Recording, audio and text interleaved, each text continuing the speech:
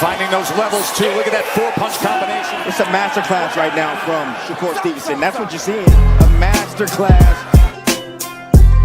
And Shakur meets him with straight left hand. Oh, and there's a knockdown scored with the left hand.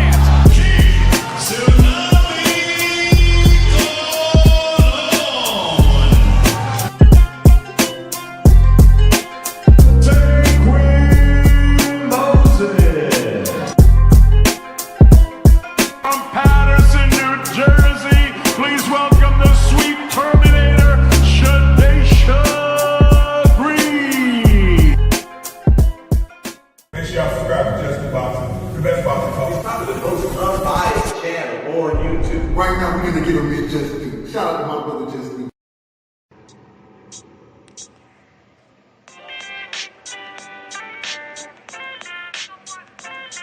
Yo, you know the deal. We back again. We never slacking. Word 'em up.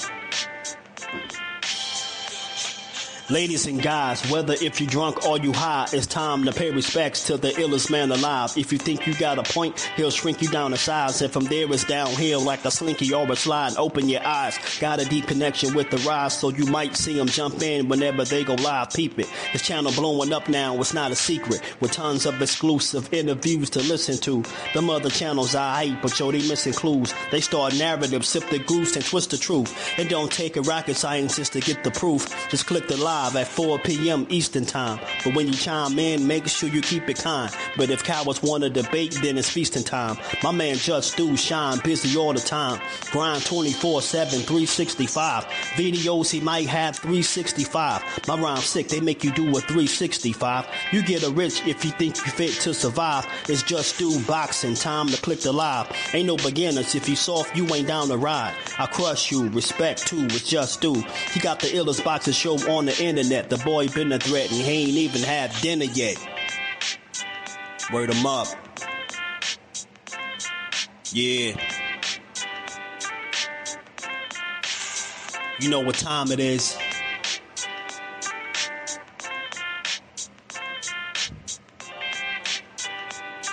$4 p.m. Eastern.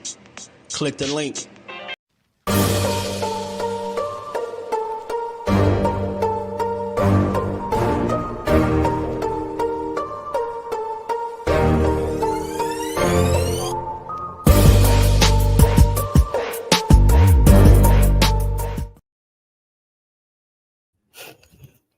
What's good, family? How y'all feeling on this good Tuesday, man? We back to build on this boxing and give it its just due.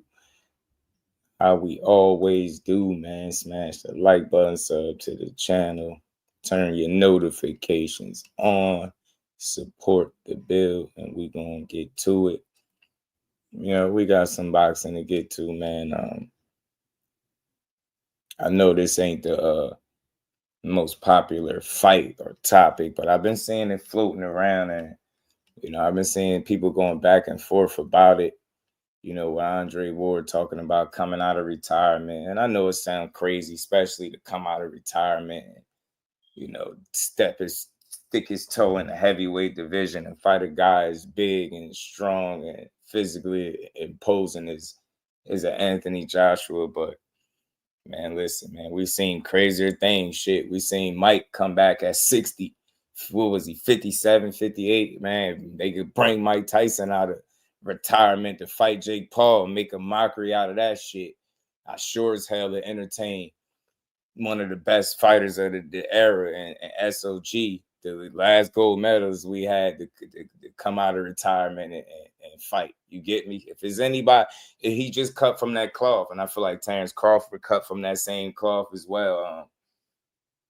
If it's anybody that could come out and challenge themselves the way these two talking about doing right now, the way Terence Crawford about to in September, the way Andre Ward would be potentially doing if he was to come out, I mean, it take a special type of fighter to do that shit, man. And I think people like, they miss it all the time, man. The reason that we even discussing these fights, whether one of them we getting that people thought was a hoop dream, like I said before, not too long ago, it was Errol Spence could go up to 160 or catch weight 160 plus and fight Canelo Alvarez and beat him. Get what I'm saying? After the car accidents and all that, people said that shit. Now Terence Crawford is actually doing it, and I'm supposed to just count him out? Man, hell no. I hope he go up there, and I hope he gives Saul Canelo Alvarez a boxing lesson. That's what I hope. I truly hope he get up there. He go up there, he get out there in September and really get his man a boxing lesson like no other. I really do.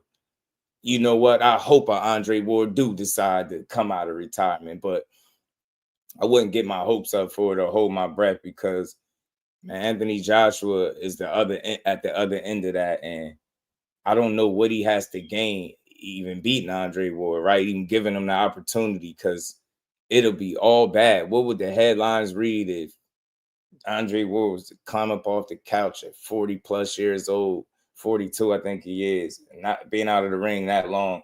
What if he come out of the retirement and beat Anthony Joshua, outbox him?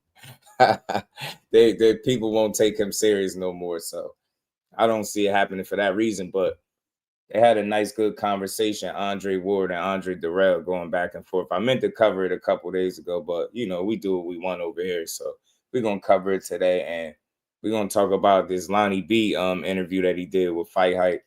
And he said Andre Ward ducking Benavidez, man. I never heard that before, but it was interesting to hear him say it. But, man, I think SOG is just one of those guys that you gotta respect. You got to appreciate the talent. You got to really know what you're watching, man, or you will miss it. I've heard people sit up on their panels and talk about, Andre Ward wasn't really all that good. Well, you bullshit. Bullshit. That track record say something totally different. What you mean he ain't that good? Like, what? Last gold medalist for a reason. He didn't lose a single pro fight. The last time the dude lost, he was like 12 years old. Hell, you mean he ain't that good? People be wilding. Like, imagine that. That's how tough boxing fans is. How dare you sit up on any panel to blaspheme to say Andre Ward ain't that good? And you don't have the conversation. You don't have the losses. He don't have the track record. You don't have the examples, and none of that to back them claims that he ain't that good. Says what? He ran through the Super 6, ran through 68. You know what I'm saying? And then stuck his toe at 75 and dethroned the Crusher and changed him into to it used to be. Got to be kidding me if he ain't great, if that ain't greatness. They questioned him after that first fight. Oh, they said it was Razor thing. He got dropped. They felt like Kovalev beat him. Man, he said, oh, yeah, spin the block. And then they stopped him and predicted it. Virgil predicted it. He said, we're going to stop him. We're going to stop him. And they went out there and did it. The do you mean Andre Ward is not that good? That's why we still can have a conversation about him today, whether he active or not. I don't give a damn. I love boxing. And when he was in the ring, he displayed that shit at the highest level. Don't give me that, man. We do this with every great fighter, and I just can't understand it to save my life. What does it take?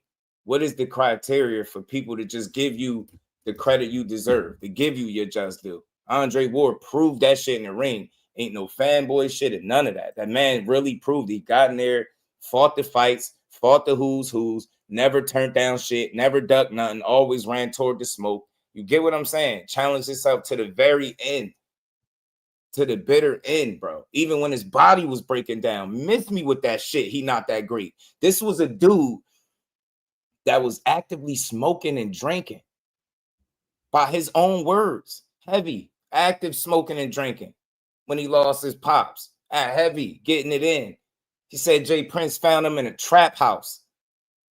This the same dude that used to win all the tournaments and not compete when it was time. What do you mean he not that good? What do you mean he not that good? I don't understand it. That's like blasphemous, man. Like, what do you mean Andre Ward wasn't that good? Nah, he was okay. He wasn't really all of that. Why? Because that shit wasn't flashy. It wasn't flashy, but it was effective. It was textbook, and that shit got the job done every single time he got in the ring.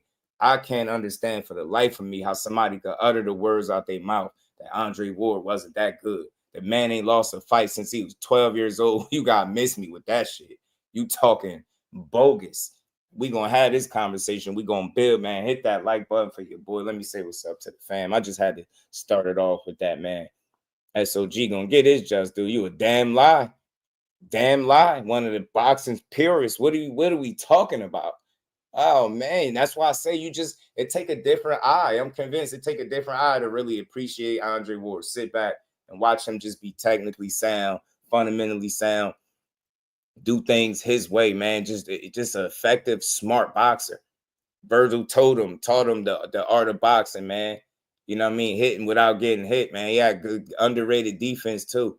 Andre Ward is a crafty, smart ass fighter, man. One of the best, man. I'd be damned if I have any other conversation outside of that. I'm not trying to hear it. I don't care about all the people in the fantasy fights where you thought he would have fought in law. I don't want to hear none of that. I know about them 30 plus times he got up in that ring. He kicked ass, stood on business, battled back from knockdowns and everything. I done seen him do it, man. He is special talent, man. People trip out, man. The hell with AJ, man. I'm telling you, if that fight were to swing in Andre Ward's favor, I'm telling you, it'll come down to like intangibles and shit that you can't measure on paper. Heart, will, determination, even shit, preparation, shit like that. You get what I'm saying? Virgil Hunter said he see holes, I believe him. Virg said he see the holes, I believe him. He said he was going to stop the crusher. People said he was bullshit. He didn't know what he was talking about. He just talking. They went out there and stopped him. Miss me with that, man. Verge said he see holes. I see him too, Verge. I said, hey, Verge, I see him too. I don't know if we see the same exact hole, but I see him too. You know what I'm saying? Out here getting sparked to bits, man. You'll never know what a crafty vet like Andre Ward get in there to do. You never know. You never know. Because we all know if Mike really wanted to, had he landed one of them joints, Jake Paul, he'd have punched Jake Paul ass out the ring. You know what I'm saying? Andre Ward might get in there and be crafty. You know what I'm saying? That time off might have did his body good. I'm telling you. SOG go back to the Fountain of Youth one time on his ass. Shout out to my baby girl, the Queen, Miss Jusdueboxing in the building, man. Peace and love to the family. Mad love to y'all. Thank you so much for the continued support. You know it. Hit the like button. Yes, sir. Shout out to my Queen, Miss Jusdueboxing. G tied it up. Ghetto Fab. Shit with a piece to the Queen. Crush. My dog was good with it, bro. Boys be crying in the building. Ghetto Fab. Appreciate you, bro. You already know. BJ in the building. C. Wood. Yeah, he a real one for sure. Shout out to the Queen. Lisa Roja was good with it. Selling is over. He comes back to fight AJ. I don't think so. Ward's one of those boxers that you look at when you're studying boxing 101. Yacht fundamentals king. Yacht wasn't flashy, wasn't the fastest, but one of the best IQs and fundamentals we got to see. Ward is forever stamped. That's a fact. Now check this out. I feel you, Roja, because look, I know anytime that somebody pose the question about coming back and having a fight this late in their age after they've been out the ring for so long, had a whole career, successful career. It's like, damn, because I seen somebody ask the question, oh, he's going broke, and he's coming back because is Andre Ward going broke? I just thought that was lame as hell. But dig this, Roja. Just given his track record, right, bro, through the entirety of his career, when has he ever just made it about money, right? When has he ever just made it about money? When has Andre Ward gotten in the ring and didn't compete at the highest level and really being there to win? Of course they want the money. Look how honest he was when AJ said something about payday. He was like, bro, what? Of course, that's part of it, but I'm pretty sure you know that. You don't fight for free. He's so honest. He letting you know, look, yeah, that's part of it. But nah, bro, I see some shit. I see holes, bro. I think, what you talking about? You know what I mean? AJ, yeah, nice try, buddy. Nah, if Andre Ward was a guy that was like some money whore, he wouldn't have retired when he did, regardless of what his body said. He would have kept pushing it. But he did it on his own terms, which lets me know that it all wasn't about the money for him, because they said he left tens of millions on the table. All types of calls, phone ringing off after he beat Kovalev twice. They'd have loved to see him keep pushing it, and some people would have loved to see him lose. But he never done it. And the fact that he walked away on his own terms for the most part, to me, says that he always did it for the right reasons. You know what I'm saying? And of course, they, as prize fighters, the money gonna come with it. But notice they throwing him and Terence Crawford in a very similar boat, right? In terms of like, they looking at this fight with Canelo and Crawford like, oh, this is a money grab. Crawford, some people say, I heard that too. He's selling his That's why I said this today. They cut from the same call. I'm calling bullshit if people telling me the reason that Terence Crawford is challenging Canelo Alvarez is simply because of money or selling the O.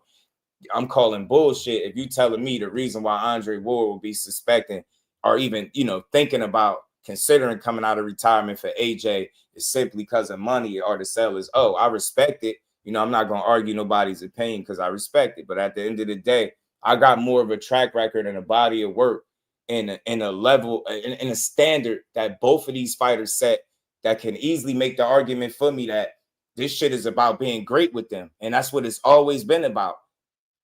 Anybody that runs through a Super 6 tournament is in this shit to be great. What we doing? Anybody. That tournament alone lets you know what type of time Ward was on. You get what I'm saying? Anybody that damn near had a whole different life before they turned pro, like I said, smoking and drinking, most people don't make it nowhere near as far as Ward with that kind of track record. And look what he did with it. You get what I'm saying? When he made up his mind and put both feet into boxing and put all the outside, all the distractions behind him, look how great he showed you he was. So from that point forward, I think every move he made was about letting people know how great he is. And that's the same thing with Crawford. Dude always counted out. This is a dude that mother paid people to beat his ass. He always was, against the odds, right? Odds always stacked up against him. And here he is, 40 plus fights in, and people still can't see that he's proved to you exactly who he is. It's the same shit with Ward. They cut from the same cloth, man. I'm telling you, win, lose, or draw. They cut from the same cloth. Them generational talents, them special fighters. The fact that dudes continue to try to even challenge themselves, Ward will even think about challenging Anthony Joshua at his late in age, man. It speaks volumes. And I know that money is it's hard to say nah when it's some real money on the table, but I just think when you talking about two real competitors like that, I think they always kept the main thing and understood that as long as they win the fights and perform at the highest level, that money gonna come with it. And I think that's why they've been as successful as what they've been, right? It's just all about prioritizing, right? And just making sure you cross every T, dot every I. That's what they've done throughout their careers. And you've seen the level of success both of them had, and the success that Bud Crawford continues to have to the point where he got to go up a couple more weight classes to really challenge himself where people feel like it's no way he can do it. And we've been down this road before, so we going to see. You know what I'm saying? His last fight was 2017. I know. Shout out to my cuz. What's good, dude? How you feeling? ASAP Low Dog in the building. R. Stokes, what's good, family? Shout out to Sunchild. What's good with it? He's taking a massive. Oh, no, I get you. Yeah. But shit, I guess this is part of the game, right? And again, Roger, for me, that's what separates these dudes from the average Joe. From the really good fighters. That's what makes these guys greats, all-time greats, generational talents, because we know to a degree, even if you had Ward losing this fight coming back, that he'll possibly be able to challenge him in ways that will possibly surprise people, man. He just always been that guy, man, and these guys don't like to lose. Like, think about it. We talking about a man that ain't lost since he was 12. He ain't coming in there. He would be putting all of that on the line. He ain't coming to play no damn AJ. AJ gonna have to do what he do. Punch his ass out. Make him regret coming out of retirement if this thing would have happened. But I just like the conversation because I love boxing. And I know, like I said, Andre Ward is a real one. I'm pretty sure if they presented him with the right kind of situation, he'd jump on it. And I think he'd take a fight. And it'd be a damn good one. You know what I'm saying? It'd be interesting, man. Shit. Just never know. With a guy like AJ, man. You just never know. But I'm telling you, that it'd be a risky ass fight for sure. 40 plus years old. Even if he wasn't 40 plus years old, if he was younger and doing it, it'd still be a risky fight. So it's definitely risky with him being 40 plus. You know what I'm saying? So yeah, man. But I like it. I like it though, man. I like it. I like it. Yeah, it'd be crazy. It would be. It'd be wild. David versus Goliath type, Joe. You get me? Hey, man. If there's any, you just never know, man. You just never know, man. You get me? sometimes people just, able to raise their level of greatness, right? Shit, if somebody told you that once upon a time that Roy was gonna go up to heavyweight and win the title, they would say, yeah, right. But he did it. So that's all I'm saying. Sometimes you see the impossible, or what feels or looks like the impossible in sports. Every now and then you can see it, but don't get me wrong, I recognize what a tough fight it'd be, but because it'd be tough, like I said, even if he was an active fighter moving up and younger.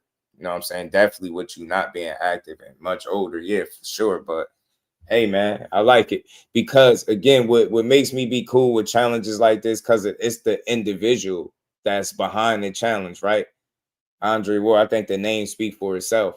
And that's why I say all the time, man, when people make it about money, much like, that's what AJ did. He started talking that Canelo Alvarez shit, that payday stuff. And I'm like, bro, you got to get paid. He started talking payday. You want payday? I know that.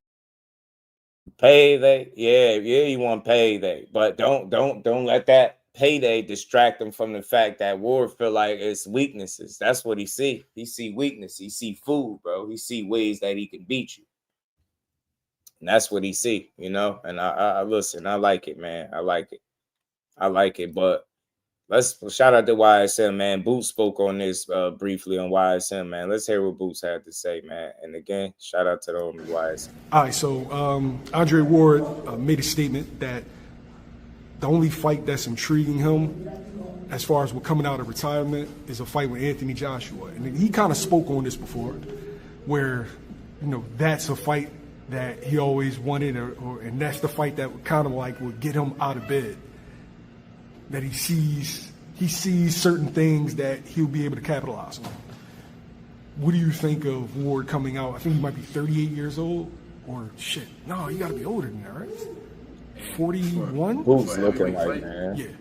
42. I don't like it. I think he should stay retired. Anthony Joshua, that's a big dude. Andre Ward got the skills and everything, to pull it off though. But that's a big guy, And we don't know if he can take, Joshua punch. At the end of the day, Joshua, he's not a bad fighter. He's a good fighter. That'd be crazy if he got Ward out. He got some good pop, so I don't know. I don't know. I think he should stay retired, and enjoy his career, enjoy his fruits and his labors. Would it be different that if he was coming off of still fighting, but he's been out of the ring for like 5 years? I feel like that's not a good thing to do. He'd be sitting around, or who knows? He probably still training and stuff like that, but just not coming off a crazy layoff and going straight to a heavyweight fight. I think that's a little kind of like insane. I feel like he should at least test the water. Yeah, that is wild. The more you think about it, though, anything, we don't know how much Ward walking around at. Ward could be probably still in like good fight shape, Like we don't, right. Joshua probably like 240. That's a big difference. If Andre Ward's still around like 175, 180, even 190, that's still a big difference. Like 200, that's still a big difference. Them boys up there punching, man. I don't know. Maybe if Andre Ward was a little younger, like, man, I don't like that John, man. I like the fight, I think Andre Ward got the tools to beat him, As a fighter, especially a fighter on Andre Ward's level, Hall of Famer or whatnot, you're a world champion. Yeah. Do you always look, even at the higher weight classes, like, yo, I could beat that guy? Like, is there ever a fight that you don't think you can win? No, for sure. Sometimes you look at, like, sometimes when I be watching some of the fights that be at, like, 175 and, like, 60, I be like, yo, I know I could, like, I know I could touch them boys, like, for sure. Like, I know I can beat them. Like, so you understand the mindset? Yeah, I understand the mindset. I feel like it's a good mindset to have, but being off for that long and being, how old is Ward? Like 40? You think Ward's 40 or 41? Yeah, I don't like that. He been off for probably 42, I believe. 7, 8 years, maybe probably 10 years, maybe. The last time I he think fought, it was like 5, 6 years ago. He fought Koloff in like 2015, I think. Damn, yeah. I think so. 2017. That was his last fight, right? 2017. Last fight, the rematch against Yeah, Koloff. man. That might have been like 2015. That was HBO. Was still around. Yeah. Yeah. I don't like now off the layoff. Maybe if he get a fight in like cruiserweight or get a, I don't know. maybe he Booth sees thinking it through. Booth Like, nah, HBO was around. Like I said, I think Ward big enough. I think Ward good enough to beat him, you know. But just, I don't know. I think that size, you know. I know he got the skills and the ability and stuff like that, but I think that size going to do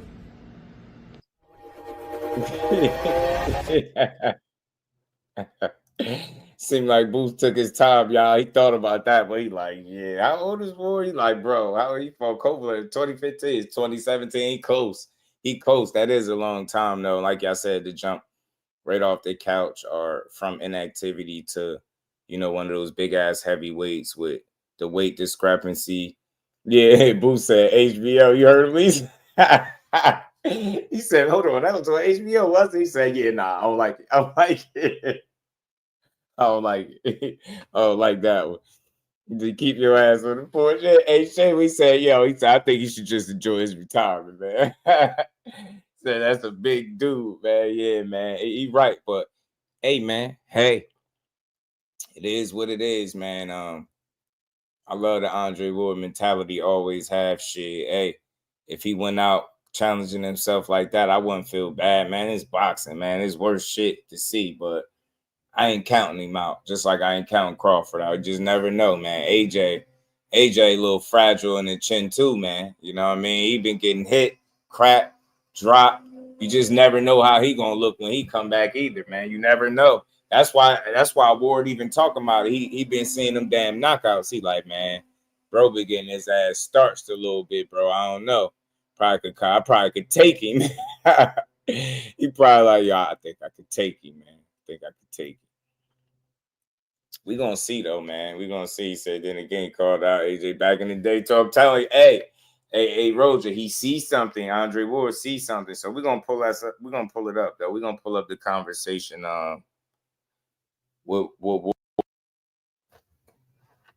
They had a good conversation about it. We're gonna pull that up and talk about it, man. Why not, man?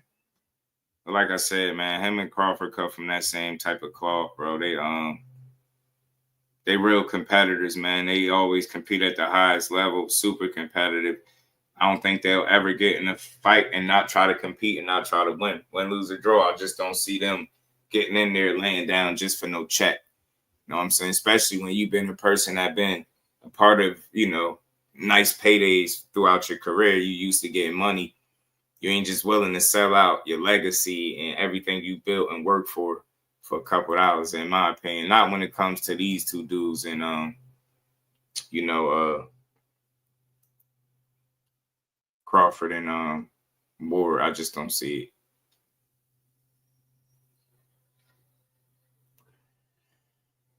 Let's get to it, man.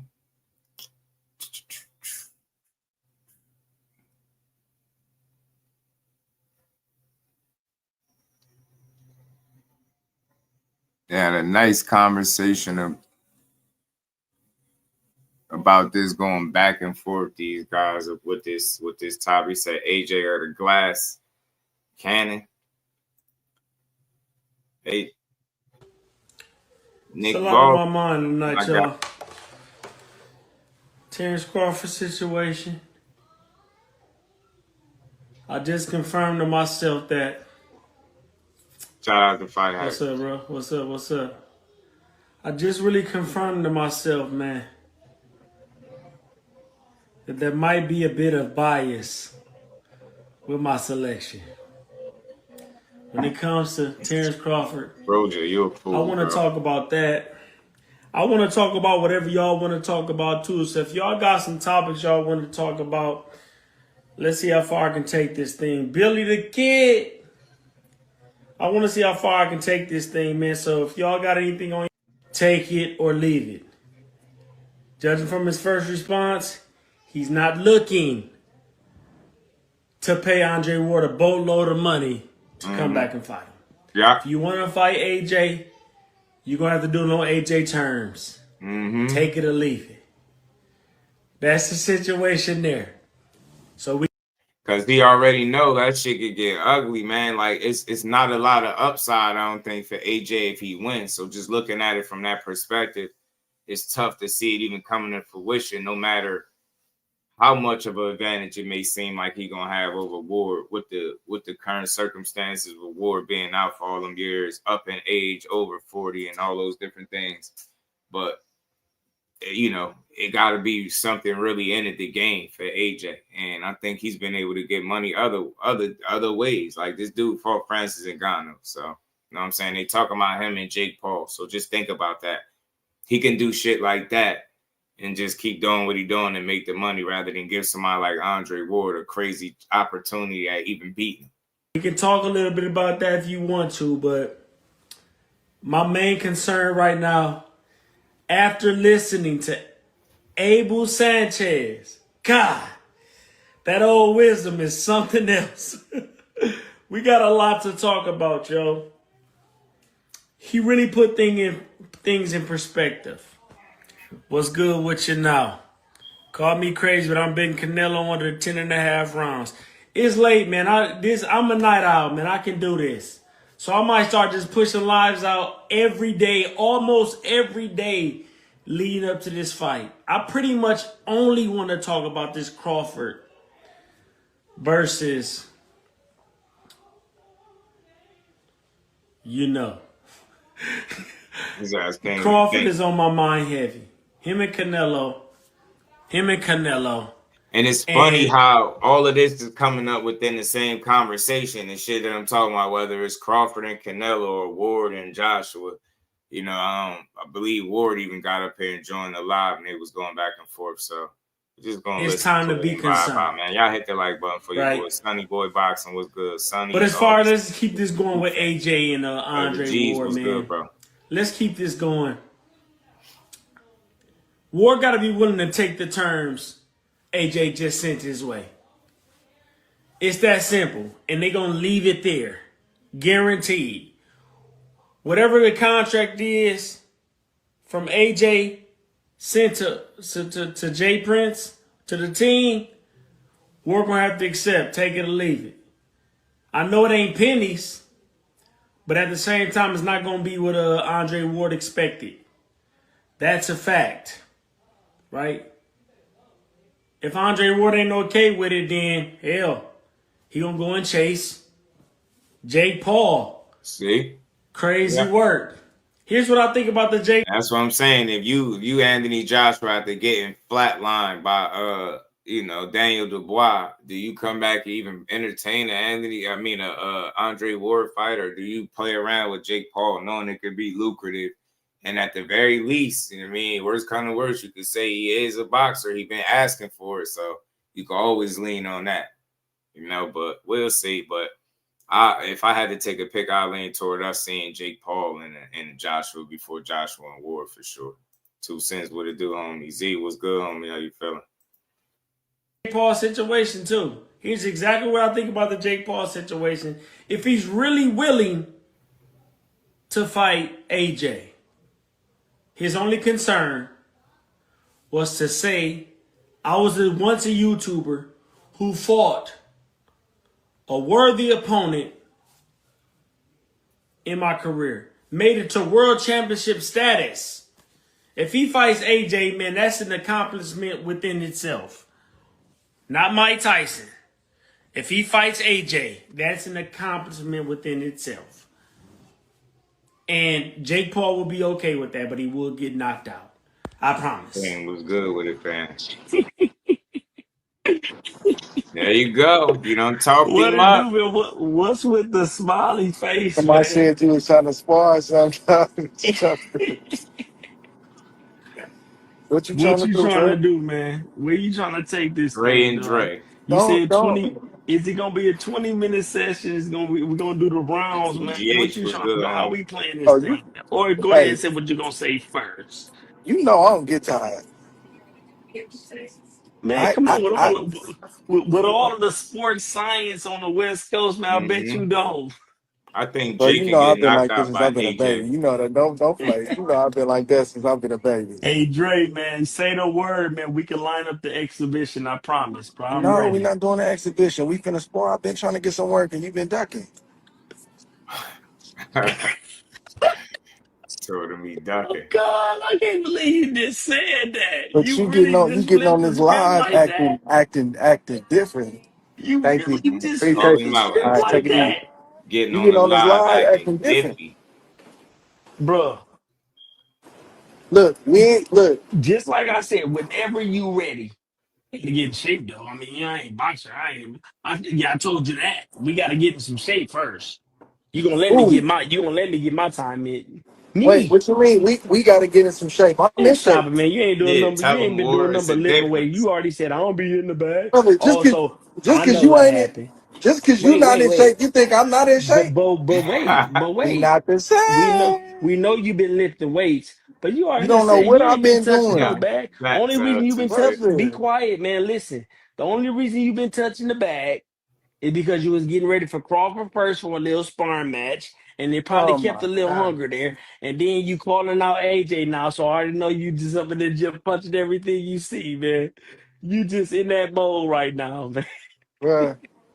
I wish you understood what I was actually doing, bro. I wish you understood it. yeah. You So Stop I see, gotta playing. get Tell him you gotta stop get you playing off with the this still you internet. pencil. still You Just gotta playing come you out of look. still You playing gotta the retirement. get game in off the this. background, huh? Y'all You gonna win. still No, you gotta get off this internet way. Just cause you don't see it, you think it ain't happening. Just cause I ain't talking about it, you think it ain't happening. it don't even Tell him. matter. You know why? Tell him. Because you've been gone for 8 years, man. Really? Has it been that long? Did you It just don't. hear It what I don't. said? It don't feel like that. I Did- still feel spry. I still feel good. that boy said spry. How you I spell Spry. don't. that? He says I spry. don't put no poison in my body. How you spell spry I first, sleep man? good at night, man. Tell him I feel SOG. Yeah. good. You We ain't can thinking do about this boxing. You shit. did everything you want to AJ when you had walked on a away. You stick, walked man. away, bro. No, I'm let's telling talk you, about too that sketchy matchup, man. getting You that trying to head, defer TK. away from me? I'm Can we get what, Can we that's get exactly what I'm Can on. get EK Eric Kelly? Get on here. EK, get on there, please. Eric Kelly. I need some Eric witnesses Kelly because ain't in here you ain't right gonna now. listen to me today. Eric EK, Kelly send not the in You know what here I'm right request. now. saying? Dre like, Birdo He man, finna just here. send the because you ain't request. in shape don't mean Birdo I don't want to ain't. get Birdo on. I here. told What Bert you to get talking on. about?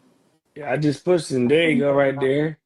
Dumb Yo, man too can't how say you him. got, how you Right, got, right. Hey, go Hey, to how you got Dre, and Dre on the show? But Andre Darrell, Andre Berto, and Andre Ward. Dre, and Dre. All three of them, bro. This is hell right sleep, here. get man. He just woke up from a Dre, and good Dre. dream, man. He on the East Coast still, so I know he's sleepy. where I'm EK literally at? sleep by EK this gonna tell it time, like man. it is. He ain't. Where, EK gonna tell it like it where is. Ekeezy at? I seen him down there. I seen him floating through Miami too. What you doing, EK? There Yeah, you tap go. There EK you in go. there. We got Dre, four Dre, bodies up in and here I'm now. still trying to figure out Dre. what happened when y'all fought. EK And always Berto, a showing me good love, dude, man. man. So I like I ain't Berto. worried Always about. But did. whatever There he he gonna go. History, he Dre. gonna keep There it a buck he at the same go. time, though. He Lewis gonna keep for the it a There buck at he the pound. same go. time, though. Okay, Yo, look. I EK, Hey, yo, listen, I E- yo, listen, yo. Ekeezy. listen. Hold on, I ain't hold on, gonna do hold on. nothing but tell the truth. Stop Okay, so capping listen. up. I'm just saying. Always. Listen, I I'm I just don't Cold saying say this. nothing less. conversation, man. Look, Andre Ward. Hold on. Should we do amateurs or pros? It. Amateurs Pros. was They Me and pros. pros. Darrell. They pros. They pros. Yeah, Okay, we so I yeah. pros. know, but Rome Okay, is amateurs so, good with it, bro. it would have been nice. It would have been a nice click up in the amateurs, I boy. already know So what what you saying Lamar, about the pros, though? Peace, What you bro. trying huh? to pros. They say? pros. what y'all And want the to talk about? pros, Amateur I'm gonna tell you what's Um, gonna AD. happen. I'm gonna tell I'm you what's just gonna happen. I don't care. I'm gonna tell you what's gonna happen. Hmm. Ward gonna win in the pros. How? whoa. He said it fast. I How? know it. How? I How? know it. he said it fast. That's Why? Second crazy. half of the fight, What's gonna happen? Andre Ward gonna wear him down to the body. He gonna stay close. He gonna stay Yeah. close. Jay, I mean, You don't think you don't think Darrell Andre, can take it to the body? Andre Darrell on say what? You don't think Darrell can take it to the body? I said you're gonna wear him down to the body in the I ain't second never half had of a the I ain't fight. never got So he touched in the could take body and it, Darrell, was so hurting he the could take body it, in the listen, fight up ever. top, up top, up top. He could take it to the body. Hmm. But what's gonna happen at 8, 9, 10, 11, 12? Tell him Those is EK. key It's rounds. And Ward, that's gonna what be he looking ugly. forward to. Darrell, you Ward gonna gonna That's put what that he Yes. in looking And wear the forward Andre to. amateurs, Darrell down and and the Yes. stop his He amateurs, weight. fight to look forward to and the later on. amateurs, and the amateurs, Andre Darrell throw too many punches. that I nigga think was I flying. get In the amateurs, he was flying. And the amateurs, Listen. yo, I seen Dre hit niggas with a 12-piece. No, listen. Going back to the Hold rope. on. What weight though? You talking about with 65, 65 6, drill? Man, 65, I 6. went from No, 119 to 165 in 1 65. He year. wasn't. Like, The why we He talking wasn't about punching like 119 that to at 12 165? 65. years old He is wasn't throwing them crazy. combinations at 65. Not losing a fight since 12 is wild, first of all. You get me? And that's why it's like he could talk his shit. If it's anybody that could talk some shit, it's Ward. And like you get me, he could really that's wild. I don't care how you try to slice it. That is crazy. That's a hell of a run. And the run all the way from the amateurs to the gold medal to championships to running through the Super Six, going to 75, dethroning Kovalev, man. He had a hell of a run, man. He really did. 125. I did whatever 125. I need to do. Literally, if you press me, that's when you got the hand. That's why the Cuban fought me like that in the Olympics. Like I fought the Cuban twice. He pressed me in the Pan American Games. They robbed me by 1 point. And then I fought him in the pre-Olympics, beat him, and I fought him in the Olympics and beat him, but I only beat him by a few points. In the pre-Olympics, I beat him by like 8 or 9 points. In the Olympics, he knew to not press me. So if you press me, that's when I let my hands fly. So the more you was on, the more I was like lighting cats up. So So what's everybody happening knew to right stay now? back. So what's happening right now? What's happening Hello, I right Wade. now? think. Come to the I amateur. think. Okay, what's What's good? happening right now? What happened if we get a sparring session right now? That's all I want to see. You can't win AB, no knee AB, brace. AB, AB, I got to get prepared AB. for a sparring match, bro. Look, Yeah, he listen do. to Huh? me. Ward Listen do to get a me. I ain't lot of about to Listen sit that. to up here me. and say this boy about to do nothing to Listen me to because he me. had the better Andre career. Darrell. Look at that That's what chair I'm he's talking sitting about in. right He now. I'm not old. talking. I ain't Darrell talking old. Look at that chair he's sitting in, bro. No, about. I'm chuck full of wisdom. Hey, It's a Darrell, big look, bro. difference. Listen, It's a big listen. difference, You bruh. wear a knee Terrible. brace to go for a walk, bro. Your legs can't deal with me, No, bro. that's for And just look, in I case, didn't have man. I didn't have some knee stuff too, but I don't wear no knee brace though. I Oh, the don't wear no law. knee brace though. That boy gonna take a Man, knee come brace. on, man. You ain't about to And bag on a free knee trade. brace, So and we you gonna got to keep that chill going until here. we spar. You gonna try to get in my head, but it ain't gonna work, bro. I'm on a whole different level. I'm Yeah, trying to get my Darrell, boy like All EK right, he back look. didn't So in what even you make here. want it. to His do? Wi-Fi must be bugged. Don't Which know how all the streaming stuff go. What's the biggest audience, I'm bro? gonna be. Hey, I'm gonna be the referee. You gonna We be can the have ref? it. We can have it on Twitch live. Twit, okay. Hey, You know what I mean? I We can do look. it. I don't want no I can round. I get it. say 20 minutes. I and listen. I can put the that's tough. sponsorships together. I mean, I hit up Twitch. I hit up Kick. You know what I'm saying? We can try to make the situation happen live. Can we I know go I 20 just try to minutes? take it again, EK 20 man. minutes.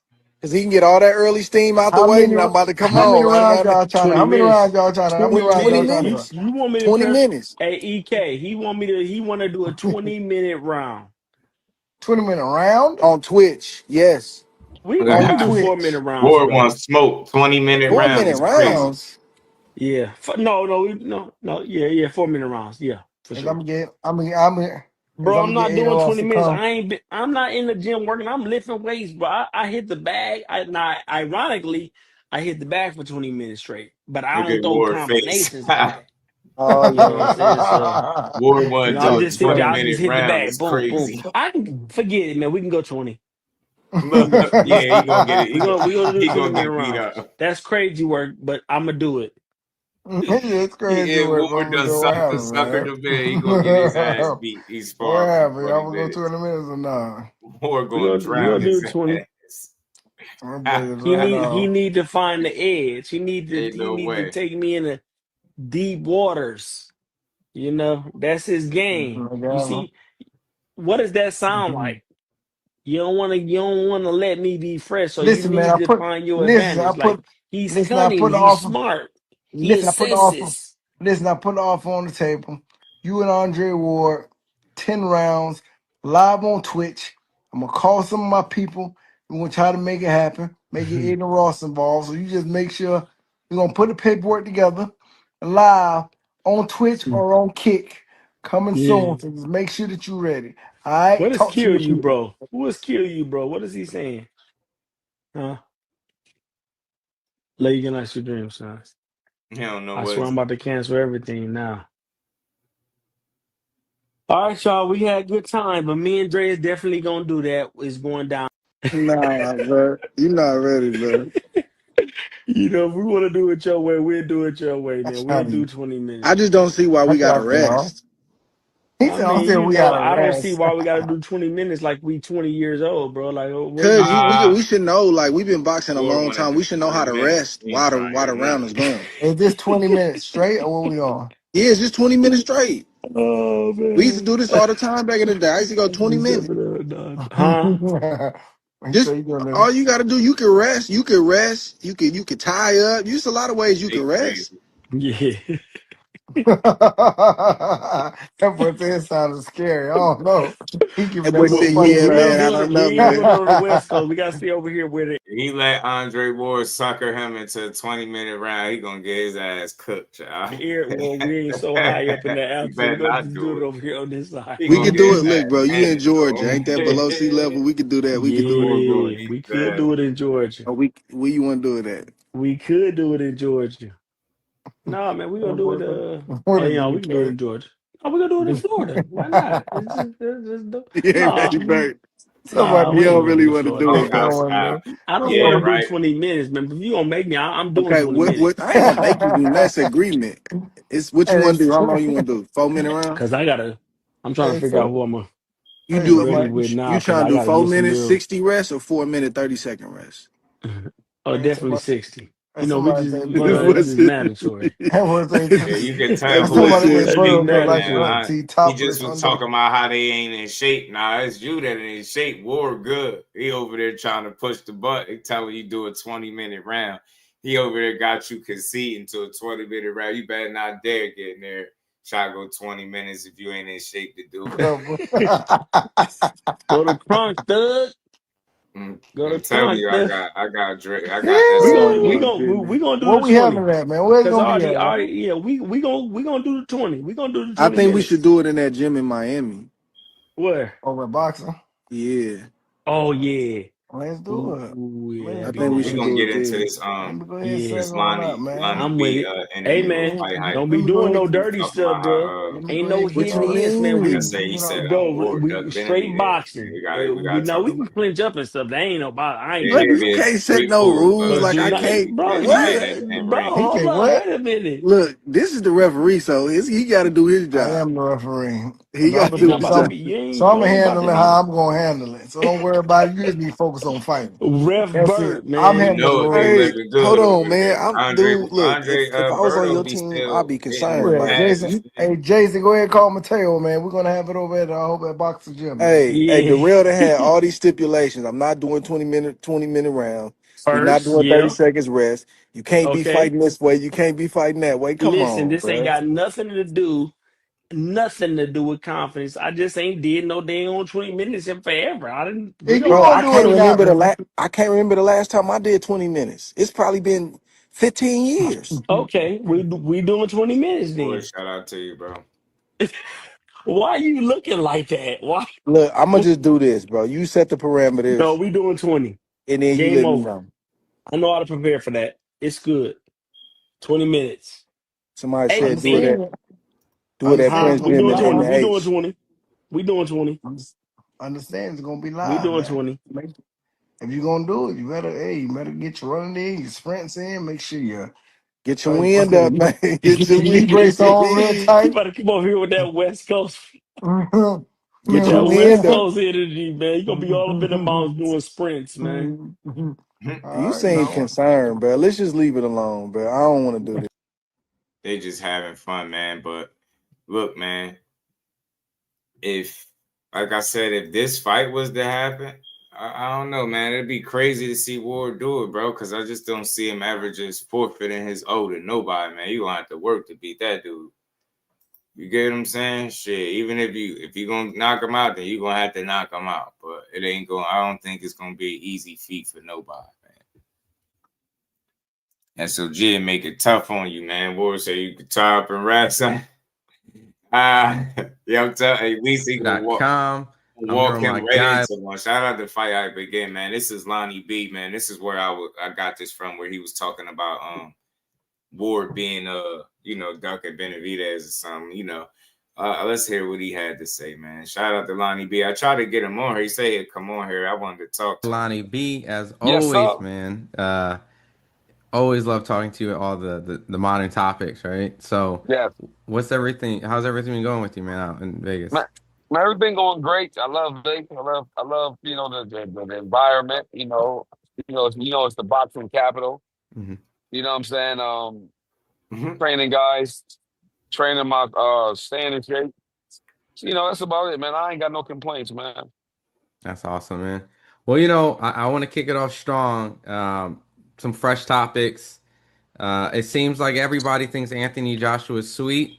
Jake Paul wants Right. some Anthony Joshua. Wait. And Jake Paul don't want him. Turkish on the Sheik said he want. Turkish on the Sheik said that Anthony Joshua didn't say it, but Turkish on the Sheik said I want it to be 99-1. And if he want that, he should call Lonnie B. well, I mean, like Jake Paul also didn't want Anthony Joshua, but you want Jake Paul, right? I mean, yeah, Turkish on the Sheik, say he want to make it to the point where, you know what I'm saying? Call Lonnie B. I mean, you think Jake would do that? I mean, Yeah, I think Jake could do it. Listen, Jake, he's getting better. Like he's not terrible. Jake People gonna trying get to his make him ass seem. hurt if he fight Like, Anthony Joshua. That's he one can thing slip for off and sure. pull an upset. Ain't no You know what I'm damn saying? upset Like, for me. I think he gets I'm hurt. up for the challenge, I'm not saying that it's a hard fight, but I'm not saying it's an easy fight either. I still got to be alert. I mean, he got some pop through the play. He got some knockouts. He's getting better with his boxing. He got some real boxing guys in his corner. So, Jake I gonna would get have to his take that ass fight serious. punched through the ring playing around with Well, AJ. I mean, it depends because the fact is he's a heavyweight now, and he's looking at Anthony Joshua. Would you go up to heavyweight to fight Jake Paul? Yeah, I would go up to heavyweight just to fight Jake Paul, and that's it. No other heavyweight. I mean, how do you think Jake Paul is progressing as a heavyweight? Is he ready for an Anthony Joshua? No. Listen, people looking at the Usyk fight and the Andy Ruiz fight, but those guys are crafty guys. Like, Andy Ruiz is crafty, but the other guy, I'm having a mental block. Usyk, yeah, Usyk. Usyk is a boxing Bible. The man can do everything. You know what I'm saying? He but neither guy, Jake Paul is not Usyk. You get what I'm saying? Mm-hmm. And what Turkey call him, Jack Paul? Jack Paul gonna get punched out the ring playing around with Anthony Joshua. That's for sure. I'm telling you, I don't see it happening no other way. He could keep getting better all he wants as a boxer, but he still ain't at that level. And yeah, man, I just don't see him being able to take punches from Anthony Joshua at all, man. And he get tired, faster than AJ. He be running on fumes. We seen it in too many fights, and I think if that happens, I mean, shit, he might be asleep before that even happens, before he even get a chance to get tired. But like I said, I don't see no scenario where Jack Paul beats Anthony Joshua. Blunt, what's good, homie? How you feeling, bro? Jake Paul versus Derek Chisora. Shit, that'd be a cool fight. I think Derek Chisora. I think he's Derek Chisora too rough for him, Roger. Way too small. He too rugged. He way too rugged. He'll fuck around, stop him. Shout out to Claymore Rain. What's good with it, bro? He'll mess around, stop him. Just because he too rugged, he'll pressure Jake Paul. He'll deplete his gas tank. I guarantee Derek Chisora stop Jake Paul. That's what I see. I don't see him. You know what I'm saying? I actually think it's an unfair fight. That's what I'm saying. Turkish on the Sheik want a more fair fight that people would actually watch. Well, I ain't gonna say fair, but on paper, you know what I'm saying? If he want 99-1, he should call me. If you look at it, right, because if it's 99-1 to you, then what is the percentage against Anthony Joshua? Jake Paul is what percentage of winning against an Anthony Joshua? Yeah, right. And he ain't gonna do it. 0. Okay. I thought you were just sitting here thinking, like, no, you were holding up a 0. 0. Even Andre Ward said, I come out of retirement to fight Anthony Joshua. Oh my God. And I like Ward. You know, I know that all the Ward people going to try to crucify me in the comments and blah, blah, blah, blah, blah, blah. But I got to tell the truth. Listen, so people say that he ducked Beaterby, Bivol, Benavidez, and those guys because he knew them guys was coming, so he got out, right? But he's making people claim valid because you were coming out of retirement to fight somebody 100 pounds, 100 something odd pounds bigger than you. Anthony Joshua is what? 230, 230, 240, 250. Yeah. 6'5", 6'6". Mm-hmm. Ward has never been a heavyweight.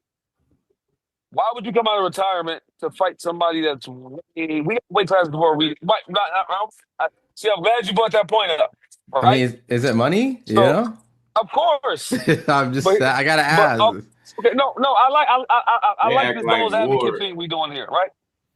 So, how much you think he'll make to fight Anthony Joshua? Get him to try to kick his ass. Man. I mean, I'm a Ward guy, but I know that he wouldn't really get the like. I'm telling you, it's almost like you take it or leave it. Like you can't really dictate, right? So it's kind of. So how much do they offer? I don't know, man. I mean, it depends. I you know what I mean? A fighter, I was always heard a fighter's worth is what they negotiate, right? And you know, Ward, he gonna negotiate as much as he can for Anthony Joshua fight. You know, so I don't know. I don't know how the whole process. So this is what I think Ward is doing. I think he like, I'm gonna fight a heavyweight, so he's setting up the stage to have an excuse, but to get paid for it. Like, well, I was chasing greatness. I haven't fought in blah blah stuff, and I came and fought a heavyweight. But here's my thing: why not come out of retirement to fight somebody we want to see you fight, like Beaterby or Bivol? Because you're gonna get paid. You know that fight. Everybody in the world would be tuned in for that fight. Would you agree? Yeah, I mean, no, that's some Sugar Ray Leonard, Marvin Hagler shit. Like you coming out like, damn, you what the, you know? I mean, the Arthur would be like, he's 40 now, but then he'll be like, but I'm older, right? Right. But he's 40 now, but Ward ain't fought in how long? And Ward was the king of the division and beat Kovalev, stopped Kovalev. Now Arthur came up. That storyline would be insane. And they say these guys are the reason why you retired, and now you come out of retirement to fight him. And stop me if I'm wrong. I get where Lonnie B going with it, but like we all know, like if you paid attention to Ward's career, you know what I mean, it was like he started, you know, body started breaking down, had his knee swelling up. You see all the shit he went through in that first Kovalev fight. It was you know, it was crazy that he even had a second fight and had the kind of result he did in the second fight. Shout out to Thrill, it was good with it, fam. So I don't know. I mean, I noticed one thing about boxing: no matter who you are and who you fought, once you retire, it's always going to be a handful of people that you didn't fight, that you should have fought, that you dug. There's always going to be that. No matter who you are, they do it with everybody. Even when you proven that you all about the smoke and you with taking challenges, it's still going to be guys that somebody going to claim that you didn't fight. It's always like that with boxing. Probably make just as much money fighting them as he would fight Anthony Joshua. I mean, if Turkey's behind, you know, I mean, he would definitely throw the back because and he's around the age of Arthur, right? I think he's 1 year older. So I mean, he's 40, 41, right? And he left the game. He's still undefeated. Or even Bivol, or even him fighting Bivol, or Benavidez. The fights would do astronomical numbers. Would Ward beat Arthur? Because I know. Let me actually.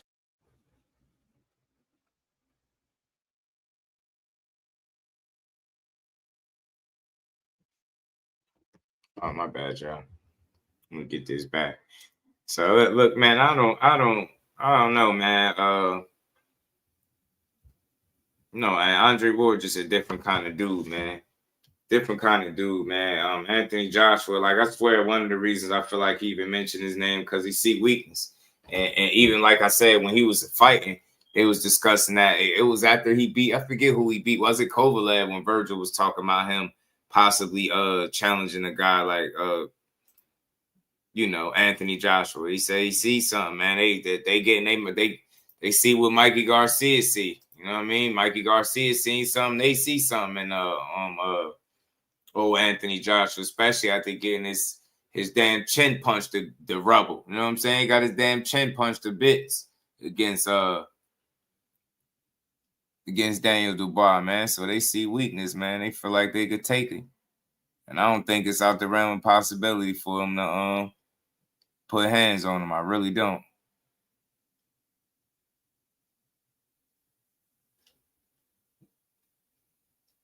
I honestly think it's a crazy ass fight though when you think about it. Dante's boxing talk. What's good on me? How you feeling? It's a level war. You can fight wherever you want. That's what I'm saying. Like, I get it. I'm here on my See, they guy, always gonna Lonnie talk this better Beeve and all that stuff, Beevil and nah, bro. He SOG said Joshua, man. He got eyes on Joshua, man.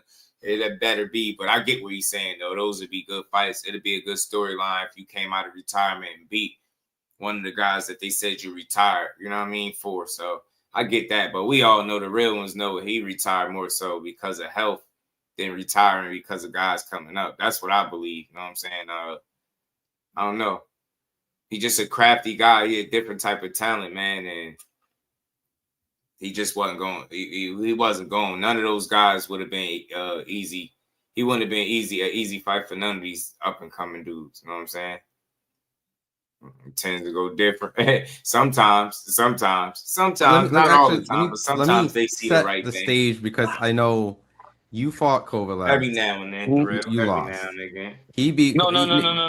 I didn't lose. I got to live in crap beat out of him. Okay. I just want to set the stage because just people are gonna be like, "All right, you're hating, right?" So I just want to just, you fought Kovalev, you lost. Dre beat Kovalev twice. I know that there's been controversy in the first fight, right? Because a lot of people felt that, especially with the knockdown. Kovalev won. I thought Kovalev won. I had an 8-4 for Kovalev.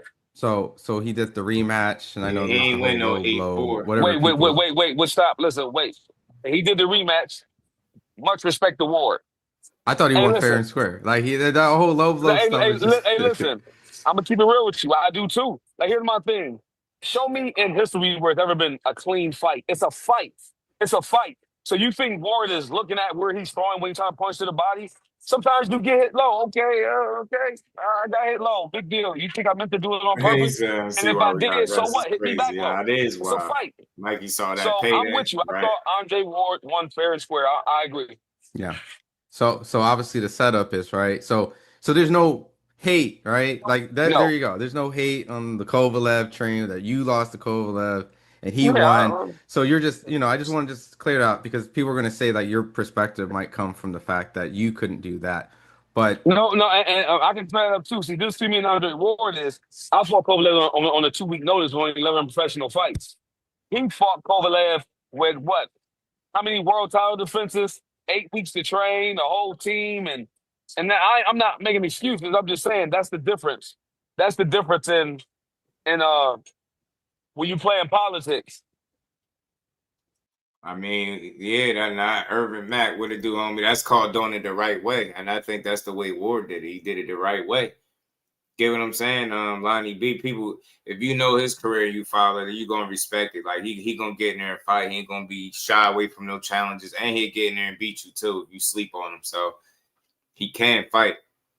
But fights like that, yeah, they'll do a B-side guy like that. Andre Ward being an A-side guy, they wasn't gonna do him no short camp fighting Kovalev and none of that. He made sure he was gonna do it and approach it the right way, and they had to respect it. And you see the dividends that it paid, far as him doing it the right way. He was able to win both of them, not one, but both of them fights. And the second one in, spectacular fashion. And to me, I think he closed that chapter and ceased all doubt, you know what I mean, with that, the way he stopped him. And I might add this. I haven't been knocked out since Kovalev. So that just goes to show you. And I've been in some tough fights. And all my losses are split decisions against killers on a short notice, once again, that a lot of people thought I won. I just didn't get the decision. Mind you, in a weight class that I've been too small for. Mm-hmm. And then I moved out of the way at 34 years old and beat one of the guys they said was a monster. Mm-hmm. So You gotta ask yourself, if the politics was on my side, where would I be in my career? Mm-hmm. Yeah. But that just goes to show you, just for me, and I'm not saying Andre Ward can't fight. I think he's a phenomenal Yeah, fighter, one of the best to ever touch a pair of gloves. But yeah, he is. he got there with a team and being matched right. I got there just Nah, fighting. nah, I'm not going to respect the line B. Everybody got their opinion. For me, I just don't think Andre Ward's career was a matter of matchmaking and being put in there with the right people. I think he was the right kind of talent. I think he was battle tested. Like I said, I can't stress enough about how impressive the Super Six was, fighting a tournament of the best, where you're not picking who you fighting. You just got to fight the next best man up and running through that shit and then jumping up another weight class and beating the most dangerous guy there. I don't know. I think Ward got one of the most impressive resumes and runs in boxing. You know what I mean? And Lonnie B definitely ain't have or travel no easy path or easy road for sure, but he definitely got out there mud fighting. Like you see the circumstances in which he took a Kovalev fight. But again, in boxing, you need a team.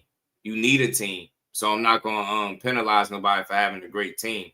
That's how you get to the top. You know what I'm saying? And I think without it, it's extremely difficult to navigate the business of boxing and the pitfalls, the ups and downs. You need a really strong team behind you, and that's what Ward had. You know what I mean? And he made the most out of every opportunity. Just fighting. So I gotta ask. Mind you, the one that's coming in that's supposed to lose. I won 20 some fights I was supposed to lose. Ward won however many fights he was, but he was expected to win. No hate, that's just a fact. So, because now we live in a generation where... Yeah, but see, expectation versus reality, people expect a lot of things. You know what I'm saying? You expect a lot of things that don't mean it happen. You know what I mean? A lot of people, everybody don't live up to expectations. What made Ward different? That's because he was special. So any fight that he was ever in my humble opinion, that people expected him to win is because of what he showed you in the ring.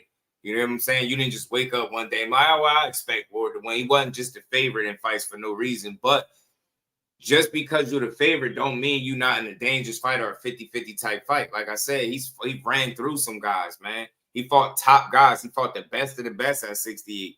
He didn't fight a bunch of cherry picks and handpicked guys there. He fought the who's who's. So it's like it's hard to make that case that he was just matched right. Think about it. In the Super Six, you're not even picking who you fighting next. You fighting whoever wins. You fighting the next guy up. That could be anybody. He just continued to win and beat all of them guys, man. So I don't know. I think he got an impressive ass run and resume and all that. Damon was good, homie. He said, "Talking my fight better be you fight that killer, right?" You know what I'm saying? I don't think Ward ducked nobody, and I think fighting Anthony Joshua is more dangerous than fighting Arthur Betterby for obvious reasons, being that AJ is a heavyweight. where if you go against what somebody say, now you're a hater. You can't have an opinion or you're a hater. He just talked about it. All right, go ahead, continue. No, you said I just wanted to set the stage because I hate. I ain't when gonna call him a hater, but people gonna say that. Narrative. I've never heard nobody say Andre Ward just got matched right.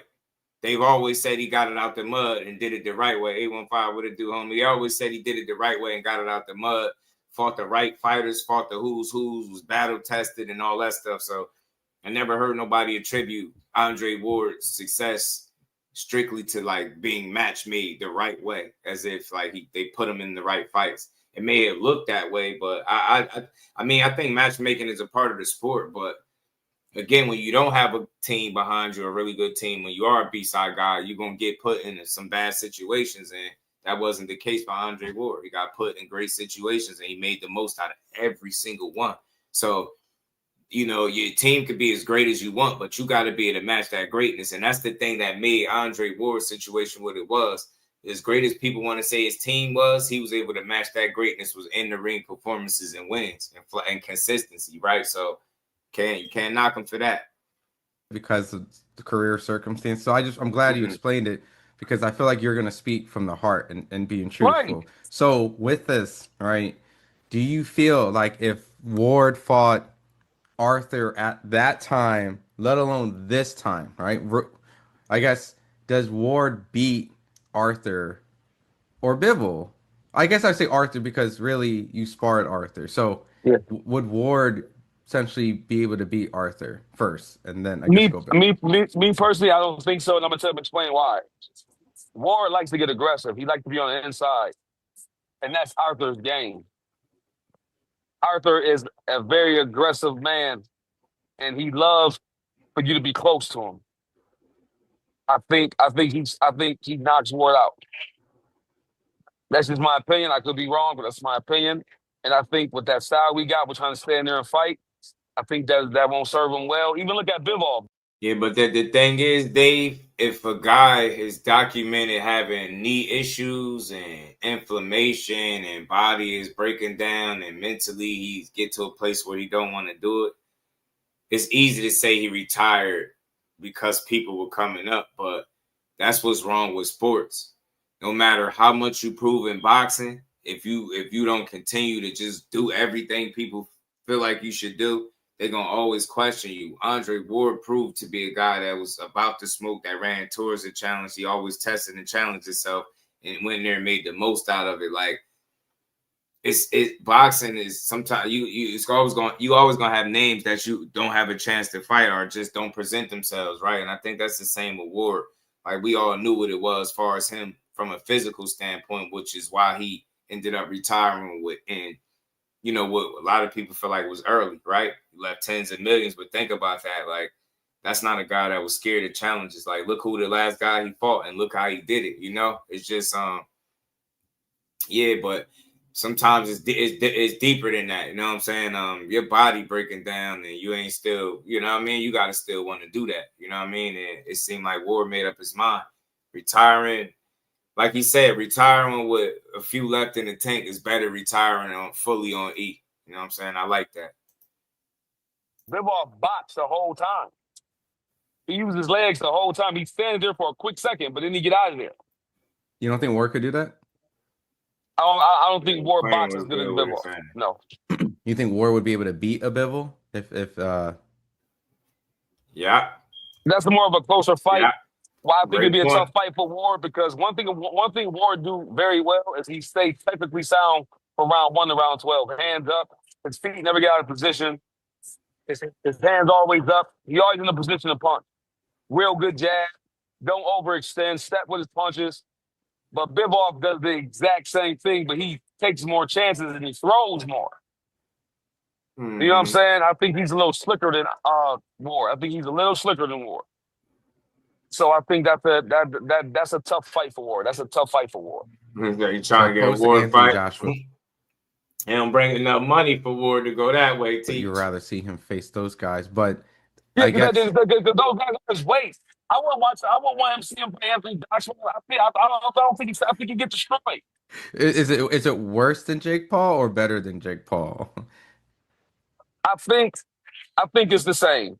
Wow. I think it's the same because Ward gonna keep him off. He's too small. He's like way too small. I seen Ward in person. I seen Anthony Joshua in person. He gonna be looking up to Anthony Joshua like this, trying to punch up there. Would they both be able to make it past the first round? If Anthony Joshua puts on the gas, I think they get knocked out relatively fast. I don't think it goes a minute. Even though some people will be like, yo, like Ward's the boxer, he couldn't do better than Jake Paul, not even a slight percentage. No. Dude. Listen, look at the arm reach. Look at his arm reach. Would Jake Paul do better? No. Okay. Jermaine Ortiz told me that he thinks Jake Paul would do better than Andre Ward. Who? Jermaine Ortiz. Because he's bigger. Because he said Jake Paul is bigger, so that's what. Listen, he's trying to get a job. I don't know what's going on. He think Jake Paul would do better than Andre Ward against Joshua. Yeah. You're right. That's nope. With all due respect, that's crackhead talk. So, but technically, Ward would do better, but they would end up in the same result. It's kind of what you're... Lonnie said that's crackhead talk. Saying. Okay. Yes. But Ward would technically be more sound and better. Because Ward tries to like smother and get close and grab. How you gonna grab a man and get dirty with a man that's 100-some pounds bigger than you? And then he's gonna be punching down on you. So it's gonna be hard to counter. Like, come on.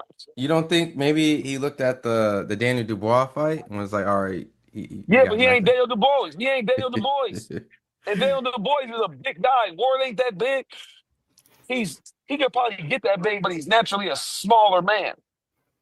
And he don't know what it feel like to have a 240-pound man leaning on you that's 6'7", 6'6", leaning on you and punching you on your hips or hitting you on the shoulders or hitting you on the side of the head. He said the same way. Hey, I like that Arthur Ward fight. I think you're on to something. Hit the like button, y'all. 40-41. People would love to see. Get this message. Listen, if it's about money. Or Bivol, especially the Bivol. Right, it's about money, right? You don't think he's going to make a bag fighting them?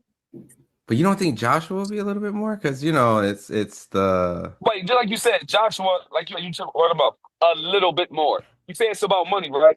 So if he fight Arthur and Bivol, somebody who's his weight, then fighting somebody who's way bigger for a little bit more. And it may be a winnable fight. So wait, just throw it right. So just throw a number out for Anthony Joshua. Just throw a number out for shits and giggles. That he would get? Yeah. I mean, he's going to play hardball. He's not going to be sitting there on some night. So so throw a number. All right, let's just say he gets 10. Let's say he gets 10 million. He gonna get more than that. He probably get like 30. Woo, shit. Okay, then what he getting for the Arthur Bivol fight? Like 20, 25. Hey, 5 million is a huge difference, brother. But wait, so you telling me you'd rather risk your life? Here's my thing, right? I'm just saying the fight. I mean, I know. Here's my thing. If somebody came to me right now and said, "Lonnie B, listen, would you rather fight David Benavidez at 168 for 5 million, or Arthur at 175 for 7 million?" I'm going with David. Shit, I'm still a millionaire. It's only $2 extra million, and I'm gonna die fighting this guy. But I'm gonna fight a guy that I can. It's a possible chance I can win and still be a millionaire. I'm taking that, the safer route, and he's my weight. I think it's just some hypotheticals to teach, but I just wanted to play that, and that was toward the end. But you heard what he said, and I just wanted to point something out why I even came here with this little conversation today, man. I think Andre Ward, when it's all said and done, him and Crawford cut from the same kind of cloth. The fact that Crawford would be, 38 a couple weeks after the fight with Canelo, and taking this kind of risk, this kind of challenges late in his career speak volumes. The fact that Andre Ward will even put this kind of energy and effort into even discussing a potential fight with Anthony Joshua. I know it's easy to speculate on all the other different matchups you could possibly see him in, from Benavidez to Bivol and all these different guys, but at the end of the day, that's not what he's talking about. I think Anthony Joshua would be more risky than all of them, and obviously the heavyweights bring the most money, right? So if you weigh your options like that, and you Andre Ward, you've been out the ring for some years, what they say, 7, 8 years or whatever, and you think about or even remotely talking about coming back, you're going to do that shit on your terms. It's going to be a guy that you scouted out, that you feel like you could beat, and that's AJ, that you see some holes in, and that's just what it is. They see some holes in AJ game, bro. They think they can exploit him, and it's not out the realm of possibility, bro. He got his shit shattered by Daniel Dubois. Don't nobody know what he going to be like after he come back. And look, let's call it what it is. Let's talk about this. Let's have a good conversation out of this. If they're talking about you fighting Jake Paul in your next fight, bro, that's not necessarily a good thing. Now, financially it is, but in terms of like when you start talking about legacy and what you're doing in your career, people gonna feel like, bro, what? So you out here fighting Francis Ngannou and Jake Paul? Bro, man, yeah, you might as well go ahead and give Andre Ward a shot. You get me? Because I feel like Andre Ward got a better shot at beating Anthony Joshua than Jake Paul. I think Jake Paul gonna get the hype train ended. I think the little sideshow that he building, I think that's going to come to a big hole. I think he's going to mess around and get stopped. But again, you never know what AJ is after getting stopped. and knocked out like that by Daniel Dubois, and then come in. I think he had some type of surgery recently too, so you just don't know what he's gonna look like, and maybe that's why they talk about him fighting guys like Jake Paul on the comeback. I don't know what his options like, but I don't care what you say. Whether you I guess they consider him at the end of his career because they are. I did read somewhere that Anthony Joshua was talking about retiring soon, so maybe that's what they got going on. Because if they put in your name and sinking you next to Jake Paul, and they got people doing real breakdowns and speculating Jake Paul doing well against you, that's not a good thing. Don't give a damn what you say. You was a gold medalist too. You fought at the highest level. You was a unified champion and all of that shit. Ain't no way in hell, knockout losses or not, they should be putting Jake Paul's name anywhere near next to Anthony Joshua. So maybe if he looking to cash in or out, depending on how you look at this situation, yeah, you entertain a Jack Paul, as Turkey call him, right? Yeah, you go out there and you fight a guy that you more than likely can beat. But I mean, what does that really say about you and where you at this point in your career? That's not necessarily a good sign, bro. I'm telling you. So people thinking that you, like, think about damn where your options at. You talking about a guy coming out 8-year retirement, 42 years old, talking about coming out and putting hands on you, bro. You got a YouTuber, content creator / boxer talking about fighting you right now, dude, and doing well against you. You got people talking about. You got people saying because of Jack Paul's size that he gonna come out and do better than what potentially an Andre Ward could do, which is crazy. Size do not equal skills, man. Size do not equal skills, and I understand it. You know, it's weight classes for a reason and all that, but size do not equate to skills, man. Jake Paul and Andre Ward is not even remotely on the same level, and they never will be, respectfully. Andre Ward is a whole gold medalist, the last one we had. And we already know what his track record is. The man ain't lost since he was 12 years old. Don't give me no shit. You can't remotely put him and Jack Paul in the same conversation. You can't do it. And I don't see him doing better against nobody over Andre Ward. He just don't have the skill set, the IQ, the pedigree, none of that. He just don't have the talent. He's not talented in that way. You know what I'm saying? He's not no generational talent. I think SOG is. I'm dirty with Anthony Joshua, man. 150 pounds bigger than you. Same way you rub your elbows with a honey to a. Shout out to Dave, man. Shout out to Dave. When I come back and fight a knockout artist, right, and better be Benavidez, a guy who literally beat you to death for 12 rounds, right? Don't make a lot of sense stylistically. Teach. You will scout out somebody that you see some holes in, and I think even when they was at the end of their career. Well, even when he was at the end of his run at light heavyweight, Andre Ward, you heard Virgil Hunter speak about him wanting to see Andre Ward challenge Anthony Joshua. And he respect Joshua. He say a nice kid, but he see holes. SOG said the same thing. He see holes, man. So, look, man, you just don't know what could come of this, man. But like I said, the reason why you hear these guys' names being put up in all these different matchups, because just think about something. They did the same thing to Terence Crawford. They start saying when people say he fight Canelo, they like, well, could he beat Benavidez or could he beat Beaver? What about when he fight Benavidez? Now they're doing the same thing to Andre Ward when they hear about him potentially even challenging Anthony Joshua. No, won't he fight Benavidez? Or no, they went as far as to say he ducked Benavidez, and that's why he retired, to get away from the Beavers, the better Beavers, the Benavidezes of the world, which is silly as hell. But them dudes come from the same cloth. They generational talents. They both received an unfair amount of criticism and or hate, depending on how you want to categorize it. And even in their late stages of their career, and especially with one being 8 years removed from the sport, his name still being brought up in conversations in fights is crazy as fighting a guy like AJ. So I don't know. I think that's a testament to what kind of fighter Ward showed you he was, man. So the fact that his name can even be brought up right now with this amount of time off says plenty about him. You know what I'm saying? And look, people like him, you just don't count all the way out. You recognize the challenge for what it is, the risk factor, the weight class, the jump, the inactivity. You factor all that stuff in, but you never forget that, you know, when it comes to pedigree, skill level, IQ, man, he check all the boxes. B-Dog, what's good, homie? I see Jack Paul versus James Toney. The press conference will be hilarious. James Toney probably won't have no respect for that man. None whatsoever. None whatsoever, bro. None whatsoever. But yeah, you got it seemed like a lot of people feel like Crawford is in over his head as well when it comes to this challenge that he's stepping in against with Canelo. But look, man, I always said, look, both fighters are great. They're both great at what they do.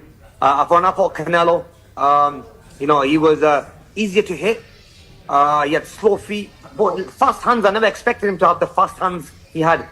And obviously, he has a lot of power. So that's one thing Crawford has to worry about, you know, the size and the power. But then again, I saw a picture of Crawford where he was weighing around about 180 pounds, looked strong, looked big. And I think he holds the weight well. And he's another fighter that's very strong, very powerful. So, you know what? I do lean more towards Crawford in this fight because he's the more fresher fighter. He's not been in too many wars like Canelo's been in. But look, like I said, this is a top level boxing. So I don't know who's gonna win. But like I said, I do lean more towards Crawford. Dude leans to more. So he leaned towards Crawford, more towards Crawford. Look, man, he fought them both, man. It doesn't mean that what he say is going to work, but you know, at the end of the day, man, you just gotta see the fight, man. You know, you gotta see. You know what I mean? He might get dusted off. He might not. You know, you never, you know. So it's up for Crawford. Crawford gotta make the necessary adjustments. He gotta adjust to fighting a bigger man.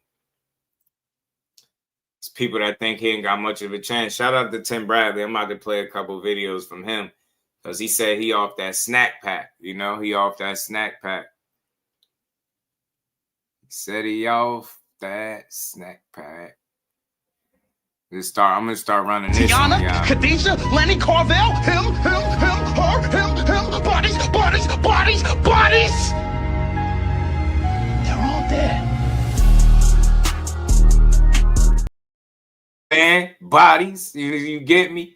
Crawford beating ass out there. That's why he in this position. Y'all know what time it is.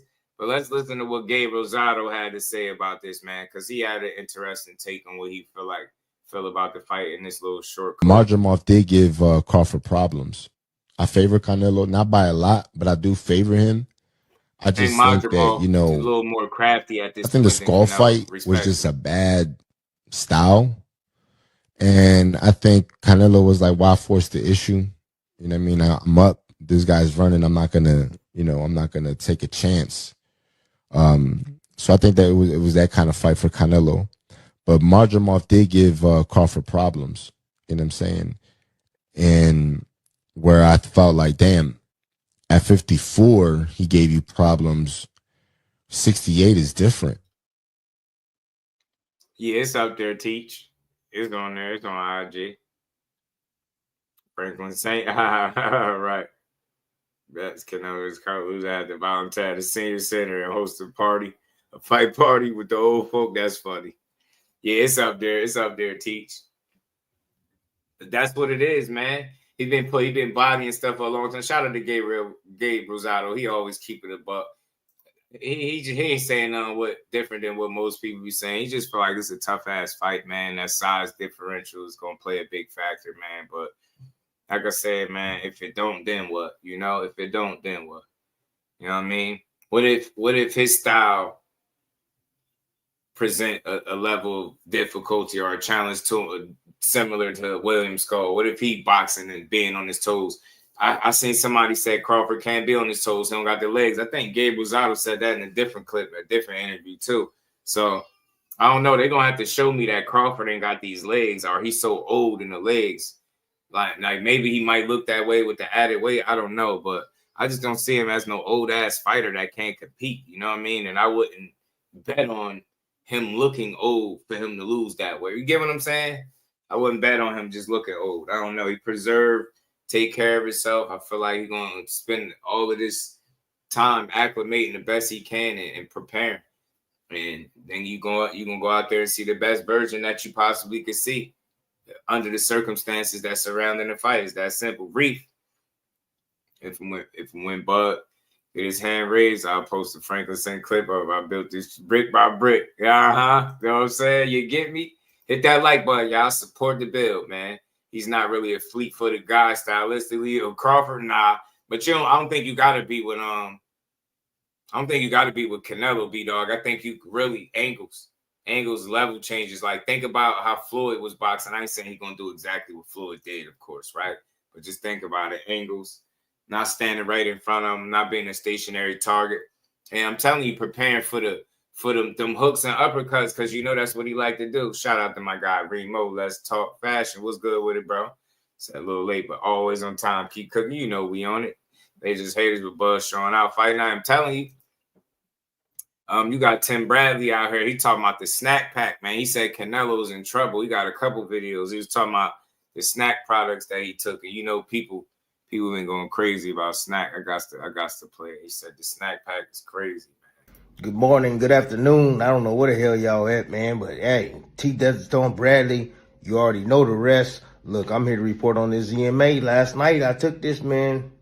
I took this last night. He ain't do a damn thing.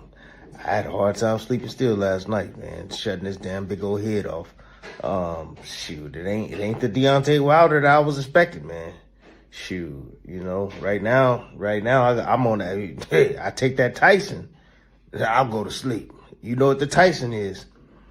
Oh yeah, that's that NyQuil. That NyQuil put me out every single time. Yeah, especially when I'm sick, man. Give me that NyQuil, boo. That's all I need. Shit, I take a couple of little swigs of that. Man, 30 minutes later, I'm out, comatose, waking up. I'm dreaming about butterflies and all kind of shit. Yeah, man, for sure. Anyways, look, check this out. I'm about to get on my pack right now. That Go Fast pack. I'm about to get on it. That Expedite, I'm about to take it. So this is a pre-workout, man. I forgot to mention that, man. It's a pre-workout.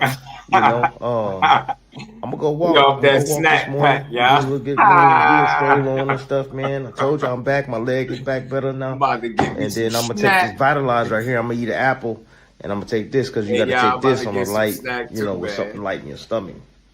I'm interested in this. My dog. I like to drink coffee black in the morning, so this got caffeine in it, man. So I might skip on the coffee. I Expedite about to give you shaking and stuff. Yeah, it's got that chromium in there, man. The chromium in there, man. Copper, that vitamin B6. Yeah, this is it. Ooh, they got that root powder. Yeah, okay. Hey, this got some good stuff in it too. Yeah, but this root powder. Yeah, somebody in the chat told me that once I take this, it's gonna turn me into Sonic the Hedgehog, man. That's crazy. Look at this right here. Then I'm gonna take this right here, man. This right here, yeah. It's gonna help improve them production, that red blood cell production. So the more red blood cells you got, the more oxygen gonna be carried through them. I'm with this right here, but yeah. Anyways, I'm just reporting, man. Reporting back. I told you I was gonna report back on that ZMA is real. This right here. It wasn't about that. He said come back for Devin Haney. But anyways, man, stay tuned. Stay tuned. I got my cup right here. My Star Wars cup. My Star Wars. Got my cup. Snack. Oh, I'm about to I'm telling you, Anyways, I'll holla at y'all later, man. Peace. They snack strong, dog. I like Tim, the content creator, though. I ain't gonna hold y'all. I do. If it gets your blood down to Tim, like, man, I like this stuff. Expedite, man. Got my snack pack, y'all. Having fun at people's expense because he know they're gonna go crazy over that in the comments. Tim on snack. Legal steroids. They cheating. Legal steroids. That's what they keep saying. Legal steroids. They keep calling snack legal steroids. It's crazy. Look, this the other joint that he did, though, when he talked about it a little bit more. Yeah, he be, I'm telling you, Teach, he be having fun with it, bro. Yo. Check him out. Hey, I've been holding on to this Hall of Snack pack Fame. for a minute. I told y'all I was gonna have it. I was gonna get this with that snack damn pack, bullet head. and I just got the snack pack, and I'm letting y'all know right now. I'm started taking it today, man. I'm here to report on this stuff, man. Already, I'm here to report on it. But yo, check this out. Look what I got.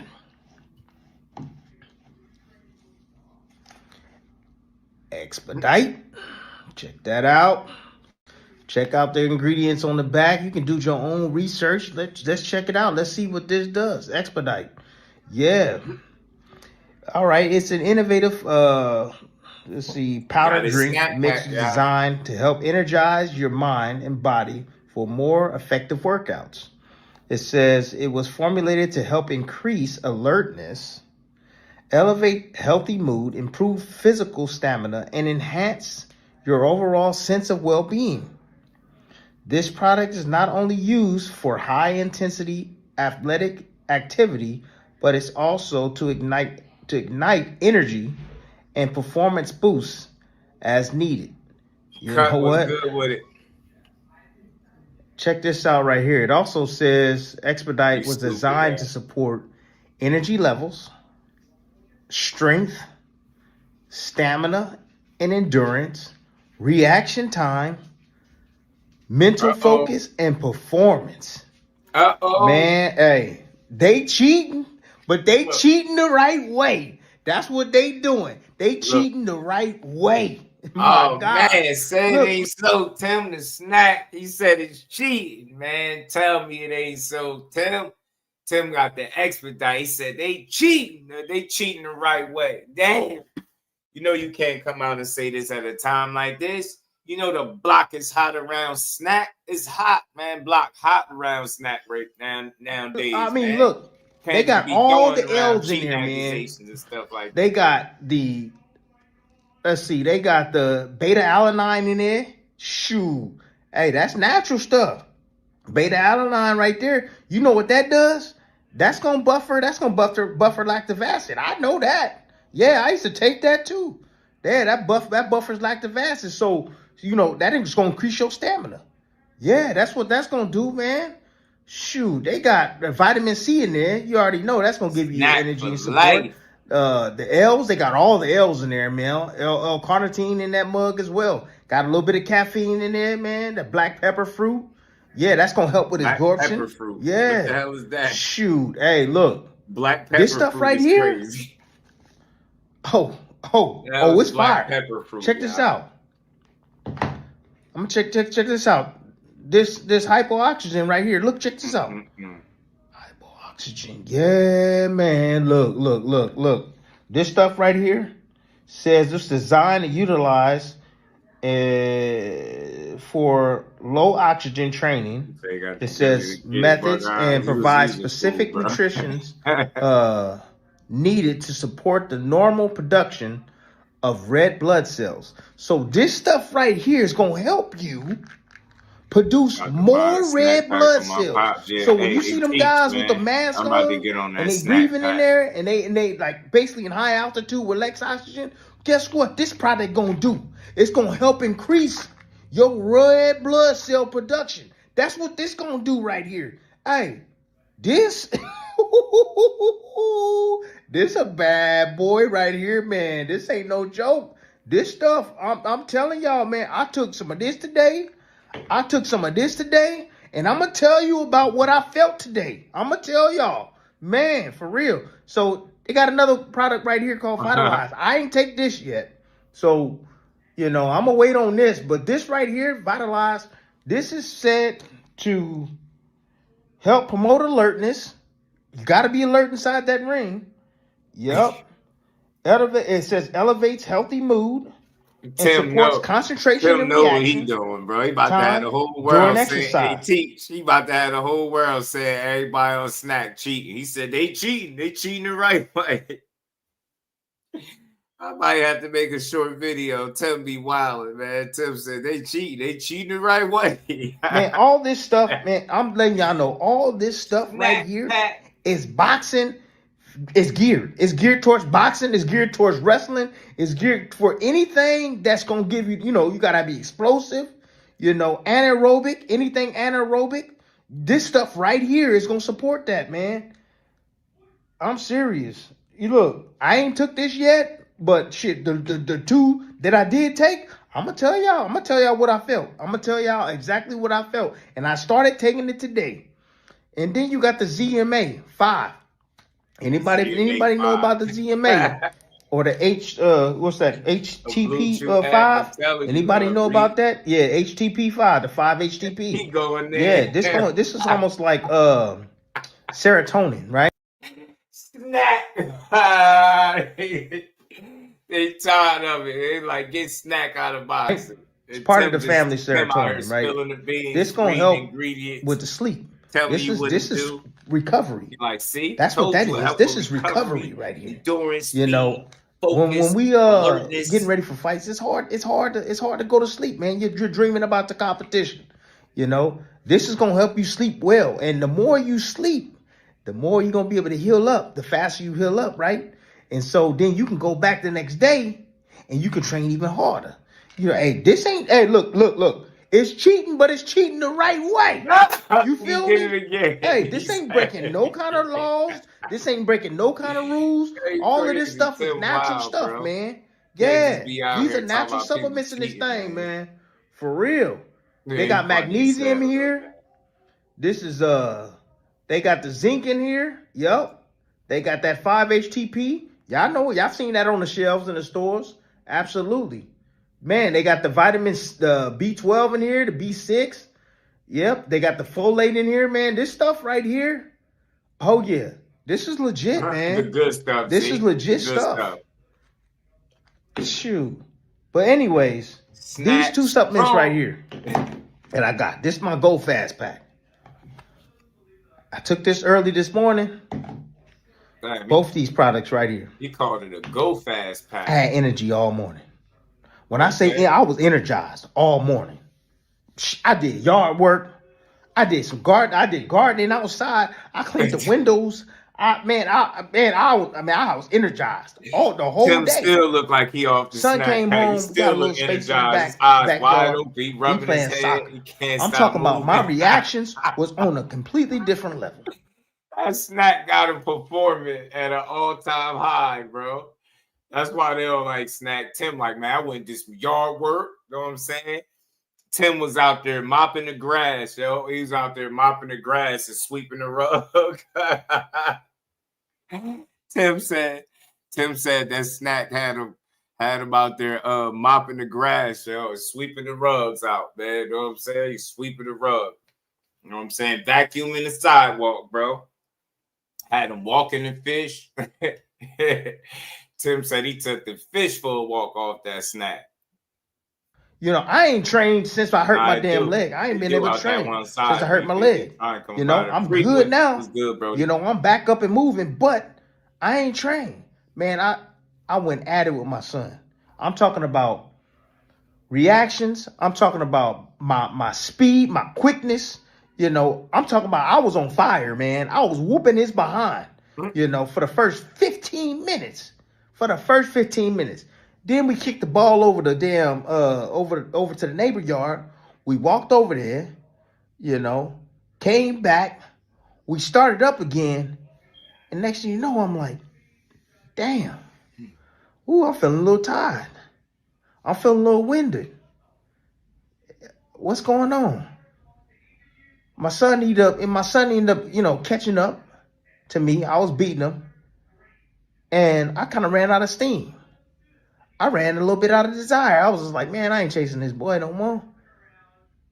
But 15 minutes ago, I was on fire. Oh, snap. Seriously, the snack only fire. Worked like a I felt like I was young again. From Mario last for a few now, minutes, man. Limited I know time. what some of y'all gonna say. Oh, Timmy got steroids in there. Man, look. This is advanced stuff. This stuff right here is basically what your body produces, right? But he's pushing Tim said those particular supplements into your body so your body can react a certain way. Bro said this is advanced. This is smart. This ain't no steroids or anything like that. No, this ain't none of that type of stuff. This is kind of like having your body do what it's supposed to do. It's just enhancing it. That's all it is. It's enhancing your body to create energy, to create more oxygen, more, more cells. It's crazy. It sounds crazy, right? It do. I know. But today, I know my body, man. I know my body. I ain't been training. I ain't been nothing. But for those 15 minutes, I was something completely different. But at the same time, I did get tired. And I did run out of gas. So my observations of people that take these products is spot on. Yes, they fire. Oh, yeah, you're going to have energy. You're going to have your alertness. Oh, yeah. But damn it, I worry about the back end. Once you run out of that steam, that's what I worry about. With a lot of guys that's taking these vitamins right here and these supplements right here. But anyways, so far, see, look. So why would it be cheating if you get tired and all that and it only lasts for a limited time? That don't seem like that's good at all. That's why I say it goes to show you that anybody that's using snack, it's not the sole reason why people are winning. The guys that are on it and winning is because they that good. The guys that are on it and losing is because, well, they ain't as good as the other guys that continue to win while being on it.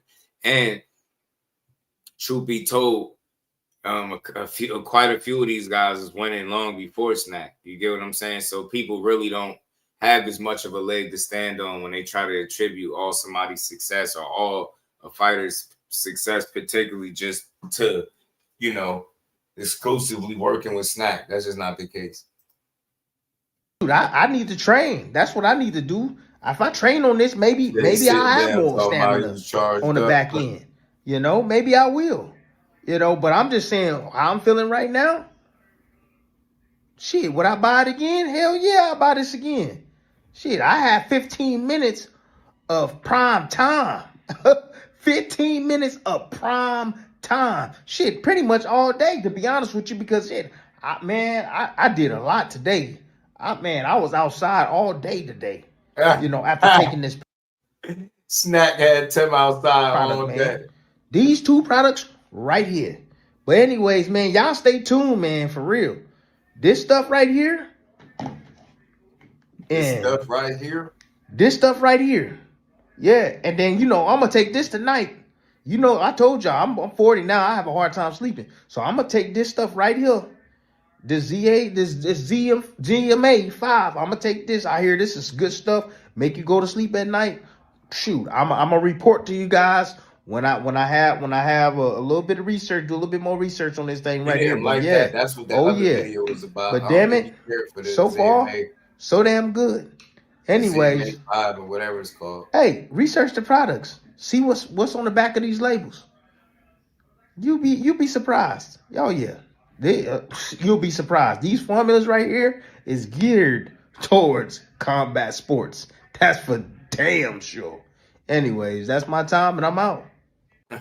Shout out to Desert Storm be on bullshit, bro. Desert Storm be on BS timing, bro. They don't be care about nothing, man. So yeah, man, like I said, man, that snack stuff is, I get it, man. It's one of those things to each his own. But I'm glad he did touch on both sides. He talked about benefits, but he talked about a downside too. I think that's the part that people don't talk about enough, the downside of it. 15 minutes don't seem like that's enough time. Fights are what?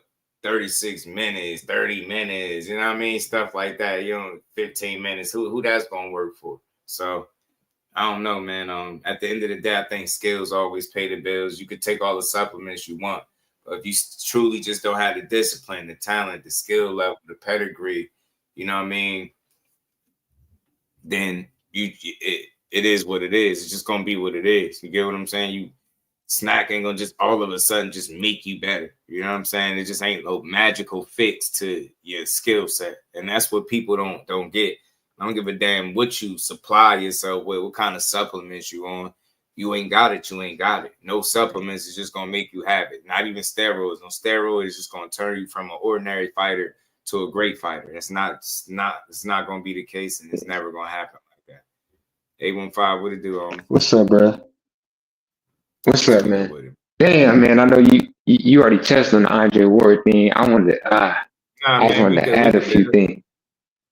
No, I was going the only thing I'm gonna build on. It's so funny they bring up the Benavidez and Bill, like, oh, these are two people Ward could have fought when he was still around. But if you look at their records, they're very inexperienced. Like they had like maybe I think Benavidez only had like 8 fights, if that. I think Bill might have had 12 or 11. He didn't even have. I don't think they had over 10. Or I know they had 20 fights at the time. Right. So I don't get like how can he had avoided people who literally weren't. I don't even think if they were in the rankings, they weren't really high, and they were just starting their careers. Like, how can you assess that they could have beat Ward when they're pretty much on a pro level in experience compared to Ward? Right. I just feel like every era, you take the best fighters from every era, and you look at them when they retire, and then listen to the stories or the conversations that exist once they out of the game. They always find a handful of fighters or more that they didn't fight. It's like, can't fight everybody, man. It's like sometimes we get so caught up in like taking credit from guys for who they didn't fight versus giving them credit for who they did fight. You know what I'm saying? Yeah, but then when you break it down, the people that said didn't fight either at the time, we can break it down from the Bud thing or whatever. Either they didn't want to have the fight at the time, they weren't ready. It's context of why the fight didn't happen, and it wasn't like they were avoiding. Now, some people in history, you go back in like the old times, they probably didn't want to fight this guy for this mock reason, but not the people that I know of in this era, like the Ward, the Crawfords, or even like the Ward Jones. Whatever you want to, however far you want to go back. But yeah, I don't. So yeah, like this, I don't understand why people do that, and they just say. I feel like people had this stigma, like, man, like, especially like if you were damn near unblemished, maybe you had one loss, but shit, don't let it. You had no losses. They just wanted to see you have been beaten before or lost. That's what I see it as. Yeah, I don't get that, but no, that was my thing. Cause I'm like, yeah, these dudes, they were Bill and they wouldn't have no chance to be real. Yeah. I mean, he fought a Kovalev who was low key, both of them in one. He had power and he could box. He was Bill and Benavidez literally in one package. Right. If you look how cold Sergey Kovalev was at the time. So yeah, man, I don't know what they talking about, man. I don't get it. Andre Ward like the D-Wade of boxing as far as how the modern conversations going around their careers. Yeah, I mean, injuries, it probably, didn't allow him to have the longevity he could have had. He could have pushed it a little bit more if he wanted to, I think. But I love to see somebody get up out of there on their own terms, especially an unforgiving sport like boxing, because it's crazy how you could spend more than a decade winning, like a guy like Ward, right? He ain't lost since he was 12 years old, gold medal, and just to have more and more success. And just for him to retire, for people to say shit like, oh, he dug Benavidez, or he didn't fight this one, or he didn't fight that one. He should have stayed around, and he did this. And it's like, bro, what? That man ain't lost since he was 12. I rest my case. Like, I ain't even got to say nothing else. What are we doing? Talking about he ducked. Yeah. Now you think you become the kind of fighter he became, being scared, not challenging yourself. Like, what the hell? And that's just like, you can never satisfy people in boxing, right? It's just never enough. No matter, you can beat up the entire division, and 3 new guys come out of nowhere, and they be like, well, he didn't fight those guys. It's like, yo, shut the hell up, man. These dudes be babies, man. Ward had a whole career, dudes running around with 8 to 10 fights, 11 fights, man. Get the hell on. Had a whole damn career, 2 totally different points. And it's like, people get caught up in the names and what they think so much. Like, I don't care how dangerous you think Better Beeve or Beevil is. Neither of them present the level of challenge, I think, or the danger that Anthony Joshua would at heavyweight, in my opinion. You know what I mean? For obvious reasons. So that's a dangerous ass fight for him to even be thinking about taking after 8 years out the ring, 42 years old. You know what I mean? All that inactivity, never fighting above 75. It just goes on and on. You keep, as you go through the list, man, just the deck continue to stack up against them and they get crazy. But hey, man, shit is boxing. They act like it'd be the end of the world if he lose, man. Oh, his legacy this, and you would spend your whole life building a legacy and take one loss and then be like, his legacy ruined. No, the hell it ain't. No, it ain't. And no, it's not. I hate that. So that's the only downside to it. If he come out and lose, well, he sold his or you know, he just did it for the money, or you know, you see the conversations with people saying, is he going broke? Stuff like that. I hate that stuff. I'm like, come on, man. Why can't it just be like he getting the itch? Why can't it be that? Why can't be that? And I was just watching the Book of Ward a couple of days ago, and he said something that stood out to me, man. He said it's better to retire with a few more in you rather than to be completely on E. So, you know, the consensus is he left some money on the table, he left some fights on the table, he was kind of young, blah blah blah. So, you know, you just never know. You never know with the right circumstances situation, man. It don't gotta be a Jake Paul or, you know, Anthony Joshua, but shit, we had an opportunity to see Ward back in the ring. It'd be crazy. Shit, and I don't want to hear shit. They brought Tyson back at down in their 60s, so I don't want to hear it. I do not want to hear it. I don't think that tarnishes legacy and none of that. But you got people like Boots Ennis, like, man, he need to stay put, man. I don't know. I don't like too much weight. Giving up and all that, you know, which would be probably more the reason for Ward to take this shit, just because somebody think he can do it. But you just never know, man. Boxing is the theater of the unexpected to me, man. You just never know what moves these guys gonna make moving forward.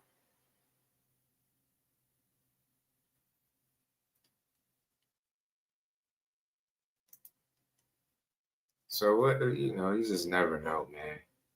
But him and Bud Crawford definitely cut. Two of the guys cut from the same call that challenged themselves all the way until they retire. And that's what I seen with Ward, and that's what I'm seeing with Bud Crawford. And what he doing is even more dangerous than what Ward did. I mean, at least Ward acclimated to the next weight class up, fought the guy. Bud said, man, I'm jumping up there and I'm going for it. Telling you, them dudes is different, man. Win, lose, or draw. It's crazy that in boxing we can't see past the win, loss, or the draw. I mean, we don't know how to give credit if you didn't win a fight or if you didn't look as good. We don't recognize the risk that he taking. You know what I'm saying? And it's like we do, but we don't give it enough credit, right? Like, well, it's a stupid fight, or he shouldn't have took it anyway, or shouldn't be jumping. Nah. It's probably. You Bud Crawford, it's probably a bunch of shit that people told you couldn't or shouldn't do. And you did it anyway. So you Bud, you just keep doing what you do. Or left a lot of money on the table, and I think low-key regretted it. Hence why he always contemplated coming back. I mean, he could have regretted it, but you know what I mean? Then he could just see simply that his money to be made possibly. And he might could see something that he might deem a weakness with Anthony Joshua, but just never know. Never know. But he definitely left something on the table. And it seemed like it's some people that say that because they truly feel it. It's some people that say it because I think they wanted to see him push it a little bit more and see if he'd lose. I really do. It's always like that. It's always going to be people that tell you, yeah, man, why you retiring so early, man? It's a lot of money on the table and blah, blah, blah, blah, blah. Yeah, man, y'all be probably wanting to see him lose. Y'all be the first ones to be writing an article, go slander him if he go fight one fight too many, get knocked out, take a loss, look old, father time, catch up to him, any of that stuff, man. Like, so again, part of me is like, I don't care if, you know, if he stay retired for that reason, because I know any fight he have or anything he think about doing and coming back is going to be risky. And people will reduce his legacy to that moment if it don't go his way. No matter what he's accomplished. He could have been undisputed at 68. then jumped up to 75 and cleared that out too, and been undisputed there. Take all this time off, come back and lose to Anthony Joshua or anybody in the comeback fight, and they're gonna reduce his entire career to that moment. It's like they're gonna forget all the work he put in, the accomplishments, the accolades, the silver medal, the gold medal, pardon me, not losing since he was 12. None of that shit gonna matter. Anybody remember he came back out of retirement and got knocked out by AJ? I'm telling you. Boxing is wild. Boxing is wild. Boxing is one of the few sports that go that way, bro. They gonna forget everything. What have you done for me lately? When he trying to hear that Kovalev shit at 75 all them years ago. What was that? What Boo said? That was the HBO days, man. What's going on? That was a long ass time ago. So all they're gonna remember is you losing to AJ now or whoever you were fighting to come back. That's crazy about boxing. They won't put it in this context, or they still won't give him the proper credit for being, just one of the best fighters of this era. They're going, man, I heard his legacy, man. Now I told you he wasn't that good. I'm telling you, all that should have come out. See, that's what he get for ducking Benavidez. Beagle, better be. I'm telling you, he should have went. He should have came out, fought one of them. He gonna go. Ain't nobody tell him to fight at heavyweight anyway. Like I could hear it now. I promise you, I could. I could hear all the different talking points now. And they'll go crazy on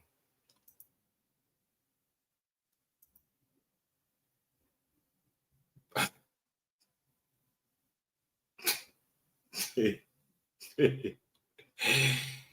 shout out to Earl, man. I hope you trolling, man. I seriously, I hope you trolling, man. He said Ward ran from Triple G. So you don't remember Triple G saying out his mouth, no, Andre Ward too much. Andre Ward too much. You don't remember him saying that out his mouth, that Andre Ward is too much when they asked him about fighting him? I know you got to remember that. I know you got to remember that they sent them over their contract and they turned it down in less than a half an hour. They turned it down within like 15 or 20 minutes or so. Triple G and his team turned down. That's public knowledge at this point. Where you been? You ain't watched the Book of War, bro? Like, that's even more recently. That helped put it in more perspective. And I can say that because I recently just watched it a couple days ago again. So think about that, bro. That was public knowledge. They turned that contract down within less than a half an hour, bro. 15 minutes, I think they ended up saying. Like 15 minutes or so, they turned the fight down. They didn't want it. And again, when you heard Triple G, he said, Andre Ward too much. Too much. I said, damn, okay. Respect. But yeah, man, that's the thing. There's nowhere in boxing, there's no track record, there's no time frame, timetable in boxing where you could point to that would suggest, shout out to Earl, that would suggest that he ran from Triple G though. Because he wanted that fight. He really did. He felt like he could beat him. Because remember around the time when Triple G and his team put out a statement, they said he'd fight what did he say? He'd fight anybody from 160 to 75 or something like that.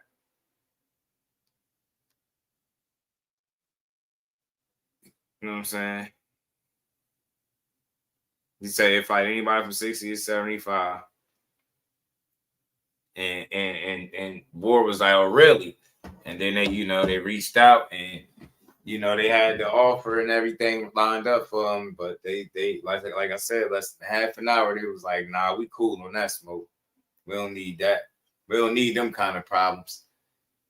You know what I'm saying? I just think it's the pedigree of Andre Ward, the craftiness, the creativity, right? The inside fighting, the combination of things. He could do a number of different things in there, man, and make it tricky.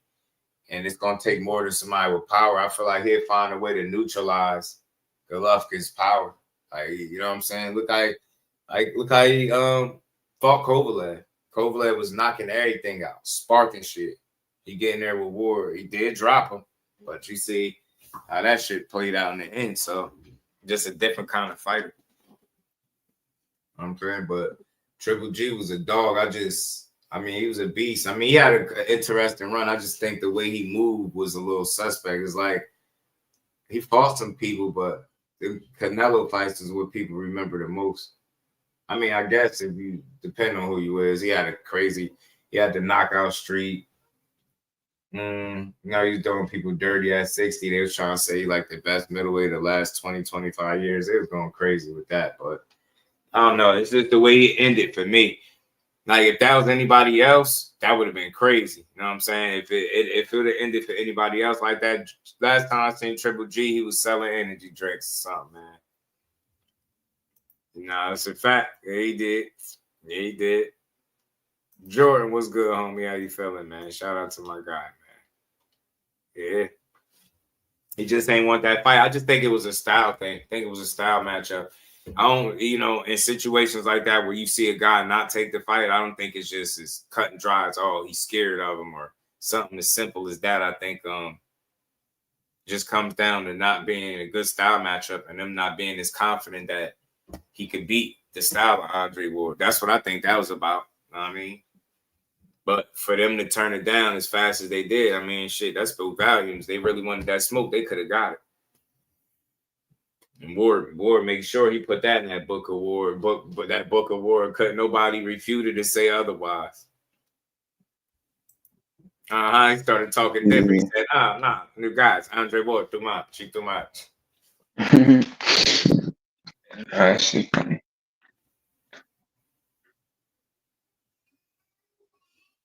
Yeah, that shit was crazy, man.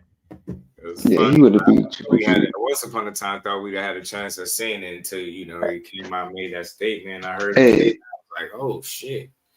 Okay. Hey, the new thing they gonna for real. Hey, the new thing they gonna say, man. Especially if Bud get past Canelo, is they gonna want him to fight Benavidez. Watch.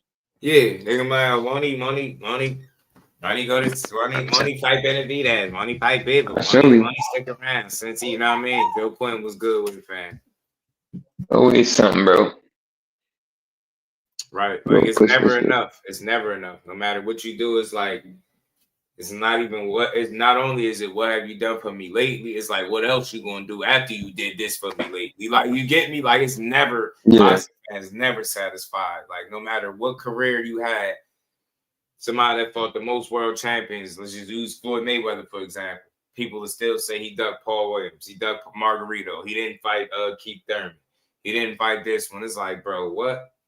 He ducked Errol Spence. Errol Spence blacked his eye. He didn't want to give him a chance. It's like, bro, what? Like all this different shit, man. It's no matter who you are. Ward versus AJ. Let's see it. And DOG was good with it, fam. I'm telling you. Ward come out there and be crafty, man. He crowd that power.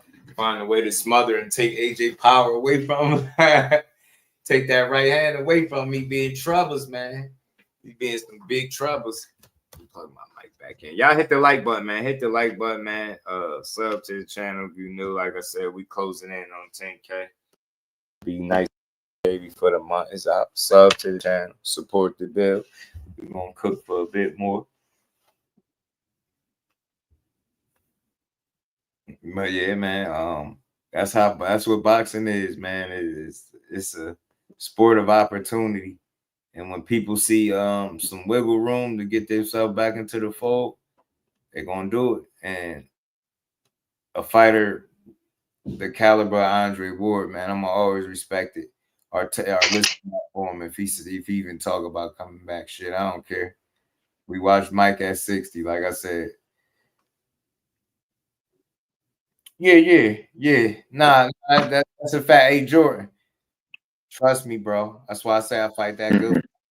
I see it, and I try daily to make sure that I don't turn into that because it's like you can't have no real conversation no more. It's just like all arguing and toxicity, but that's what works. You get what I'm saying? Arguing and shit. Let's argue some boxing. So yeah, man. I've done the same thing, man. Peace of mind is necessary. Like we got a lot of good boxing. We had a good card over this weekend. We got one coming up in November too, man. We got the September card. That's gonna be solid with Canelo and them. And Lester Martinez and Christian and Billy fight gonna be interesting. The rematch for Chuck Brandon Adams, that should be interesting as well. You already know, Reef. I try not to do it, man. Try to make sure nobody leave here with a headache. You know. Wait, who fighting again? Boy, Chuck and who? Brandon Adams. Are they fighting again? Yeah, that knocked him out. Yeah, the first time. Oh, okay. So he getting that lick back on the Canelo undercard. So you could see why he didn't take the Boots fight. Just what I mean, business wise, you think long term, Boots gonna be there. You know what I mean? He gonna get the division fight anyway. You get a chance to fight on the Canelo undercard, you take it, and it's a lick back. It's a get it back in blood situation. Hell yeah, you take it if you bull chop. Smart move for him, weighing his options. Yeah, it is. Yeah, that'd be good. Yeah, man. What you think about the Moses dude? I don't think I asked you. What do you think about the Moses dude? Yeah. He nice, bro. He talented as hell, man. It's just all about continuing to challenge him and move him accordingly. But for him to pass that test with flying colors like that, with Dillian White supposed to be the toughest test on paper, is very impressed by him, man. Very impressed. People could say what they want. Oh, it was Dillian White. I don't give a damn. It was the most experienced guy to date. That's how you assess it, right? You look at it for what it was supposed to be versus what it actually was and what happened, right? Yeah, we knew that, the chance he could stop Dillian White. He's been stopped every other time he's been knocked out. He's seen better days and stuff like that. Maybe ain't no spring chicken and all of that, but that's also equal experience. And he didn't even get a chance to work himself into the fight. He didn't even land anything of any type of note. Moses just put belt to ass immediately and stopped him in like less than 2 minutes. So I'm like, man, like it's hard to look at that performance and say, yo, that's not impressive. How you get that? That's bullshit. That's very impressive. You know what I'm saying? It's very. Richard Torres. Yeah. That's they will. I ain't gonna lie. I think they go after one more fight. They gonna give him Uzi, man. After one more, I think they gonna try to give him Uzi. I mean, for me, I see that because of where Uzi got in his career. I don't know if he'll reach all the way down and fight this dude, and I think they still gonna keep building him. That's what I think anyway. I mean, I feel like his first title shot, it wouldn't be Uzi. If it, you know what I mean? I don't know. I could be wrong. He got the shit. I ain't gonna lie. If you look at the landscape, if that's the only way to get a title, they want him to get a title at this age to kind of compare to Mike Tyson since he's still 20 years old. I mean, I'm looking at it like shit. He literally, if he get one more fight, because I think he shouldn't go right away into it. I think shit, Usyk around, and even Turkey said he wanted. That's probably what's more likely gonna happen. So I could see taking a Fury trilogy or I can see taking that fight first, fighting the Toma. Yeah, and then if the Toma get past it, I think he was talking about he down to fight that Caballero Joshua Parker winner. I think which would be a good test. Somebody else try to look see if they can get him in position for a title or something. And Usyk, man, I feel like he'll win. He'll a fight or two away from retirement. Like it ain't much more. I agree. For real. Yeah. That's what they were saying, Roger. He can't punch. It was getting crazy, man. I'm like, damn, y'all really think that man can't punch, bro? I think he can. Oh yeah, you talking about? Because I heard somebody said that shit. Came up if he a puncher. Nash said that shit. Nash was saying that bullshit. Yeah. The barometer can't be Dillian White. I understood the point, but I just don't think he was taking into account that it's a heavyweight man we talking about over 200 pounds. Why are we even questioning if those guys can punch? And I think, again, I was saying, knocking guys out at the elite level, I think is a more of a skill thing than it would be power. I think he got power to hurt and knock anybody out that he hit the right way at heavyweight, but the question is, we had a skill to land the right shots against the elite level talent, right? At the division, the upper echelons. That's the question. Can he do it?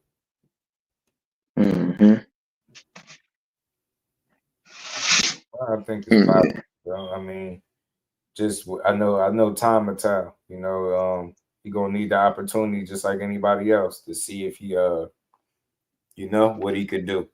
You'll never know until you put him in that situation. So we'll find out. But the way he beat him is always going to be impressive to me. Like he polished him. let him get into the fight. He didn't land no shots. It just looked like it looked like just didn't look like that was supposed to be that easy for him. And it was supposed to be a test. Yeah, man. Oh, we got lucky. Martin Bacole. Yeah. Yeah, Bacole a dangerous guy too, but he limited.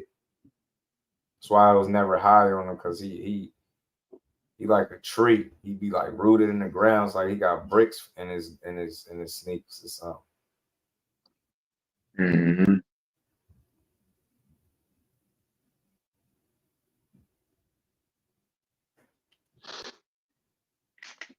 Moses would have done him dirty. Too athletic. Moses would have did who dirty? Bacole. Oh, it's possible. I don't know. I think Bacole just was very stiff, man. Very stiff. Yeah. From the waist down, man. He rooted in the ground like a tree.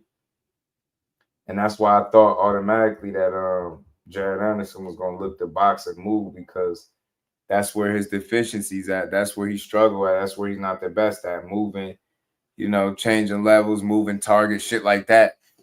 He good with you standing right there in front of him. He just got to throw punches in. He a big puncher, heavy-handed dude naturally, so he can just hurt you. But if you make him box and move, man, he's limited. And you see what happened. Put the right game plan together, and he could be stopped. I mean, ain't none of these dudes unbeatable.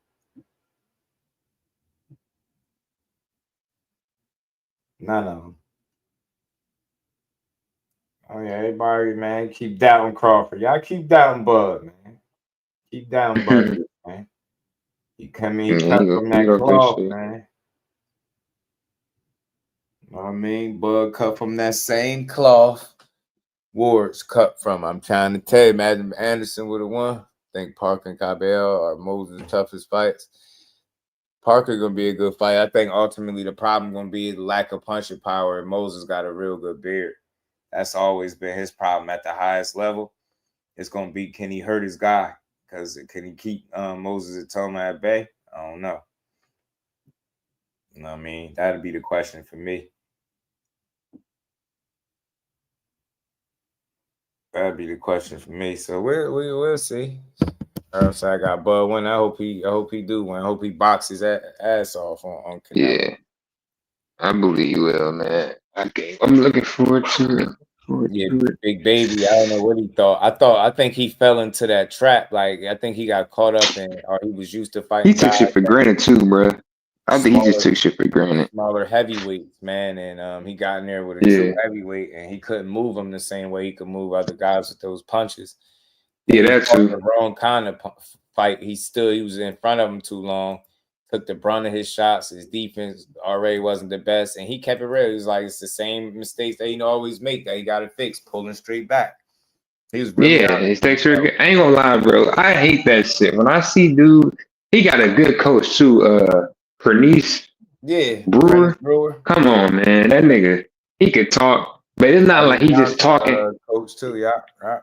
Yeah, man. He actually he understands the sport. Yeah, he understands the sport. It's like niggas just take shit for granted, bro. You got a good coach. You work with like Crawford, Shakur. And it's like I feel like he. I feel like he kind of just. Prentice a damn good coach. He was coaching the hell out of Tiger in his last fight. I loved hearing it. I was like, Tiger is in good hands, I think, because he got that guy in his corner. I think long as he's trainable and teachable, man. Exactly, yeah. That'd be the key. Yeah. Because he was telling him all the right shit. And he be getting on his ass, too. I like it. He'd get on his ass. He do. He'd get on him, and I like it, bro. He'll bite his tongue. He like, bro, you got to let your hands go. You got to do more than throw one punch at a time. He be getting on him. I love it. Mm-hmm. A lot of these dudes, man, they be getting in there coasting or don't really be going in their bag. Don't wait till you in a situation where you got to go in your bag and then you become so complacent that you don't do it. Don't wait for that. You know what I mean? Get in your bag. You know what I'm saying? And do what you do. You know what I mean? That you supposed to be in there working on shit. Speaking of Tiger, the video of him punching the bag, while it was funny, oh yeah. And McQueen That was pretty crazy. And Cleveland. Hey, man. Yeah, big baby, man. He should have just followed the damn Michael Hunter blueprint. I know quite a few people haven't seen that fight. Michael Hunter versus Martin Bacoli. Yeah. Michael Hunter was turning him all night, firing. He was trying too, but I think he just gave up. Get off the line, 2-3 shots off, get off the line. Yeah. We see Josh do the same thing versus Bacoli. Get a couple shots off, get off the line. Mm-hmm. That man, his movement is cumbersome. Feet slow as hell. His damn what's name? His conditioning is terrible. It seemed like this dude gets bigger with every fight. I was looking at his resume one day on BoxRec, and I'm just looking at the weights at which he can. It just seems like he just gets bigger as the fights go by. That man does not care about conditioning at all. He said he'd be too focused on shaking his hips. Bacoli, funny ass guy, belly rolling and shit. Whatever he called it, whatever dance that is.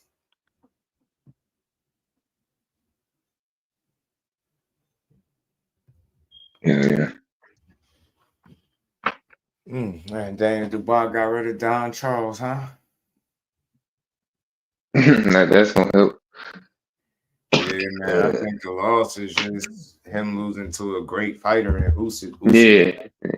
Usyk too, man. Usyk one of them ones, bro. I specifically remember him being at cruiserweight, going into people's backyards, beating them. Earned everybody respect, beat the who's there. Then I remember he was so dominant there. They was like, man, he just need to go up to heavyweight. They was like, he ain't gonna do it though. He undersized. He too little to go up there. Remember, he went up there, and I remember even after getting the first fight, I think it was Chaz Witherspoon, the way people critiqued it, and that wasn't the best performance you ever seen from Usyk, right? I think he was acclimating to the division, and he just got considerably better, which was crazy. And it's special, man. He did exactly what they said he couldn't do: go to heavyweight and compete with the much bigger guys and beat them. His first fight at heavyweight thus far was against Derek Chisora. Chisora and Witherspoon was the first couple too. I think it was, wasn't it? Chisora was the second one. He didn't have it. Chisora gave him his best fight. He got pushed in that one. Yeah, this was on the back foot a lot in that fight. Like he was pressing him, just moving, had him uncomfortable.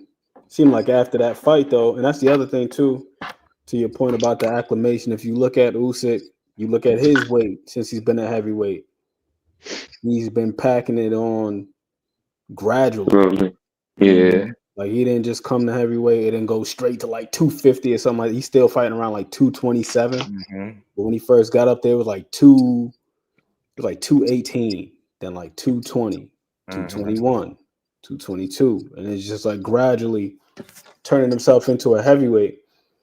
And as far as him being too small, I think it's just us being victims of the moment.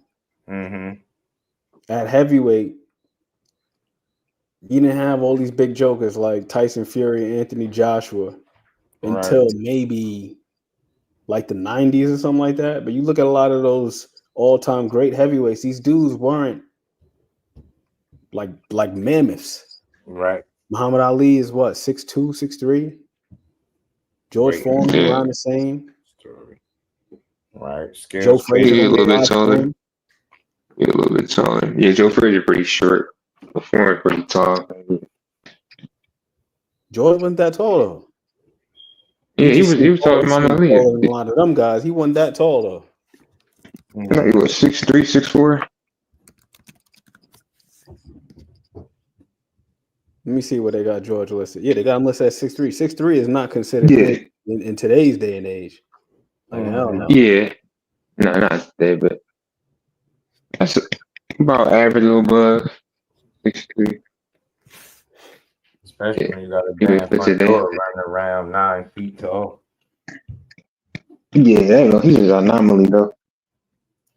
Human damn cheat code, bro. Yeah, and like I said, he's just frail. You can see why he make that. He's super frail.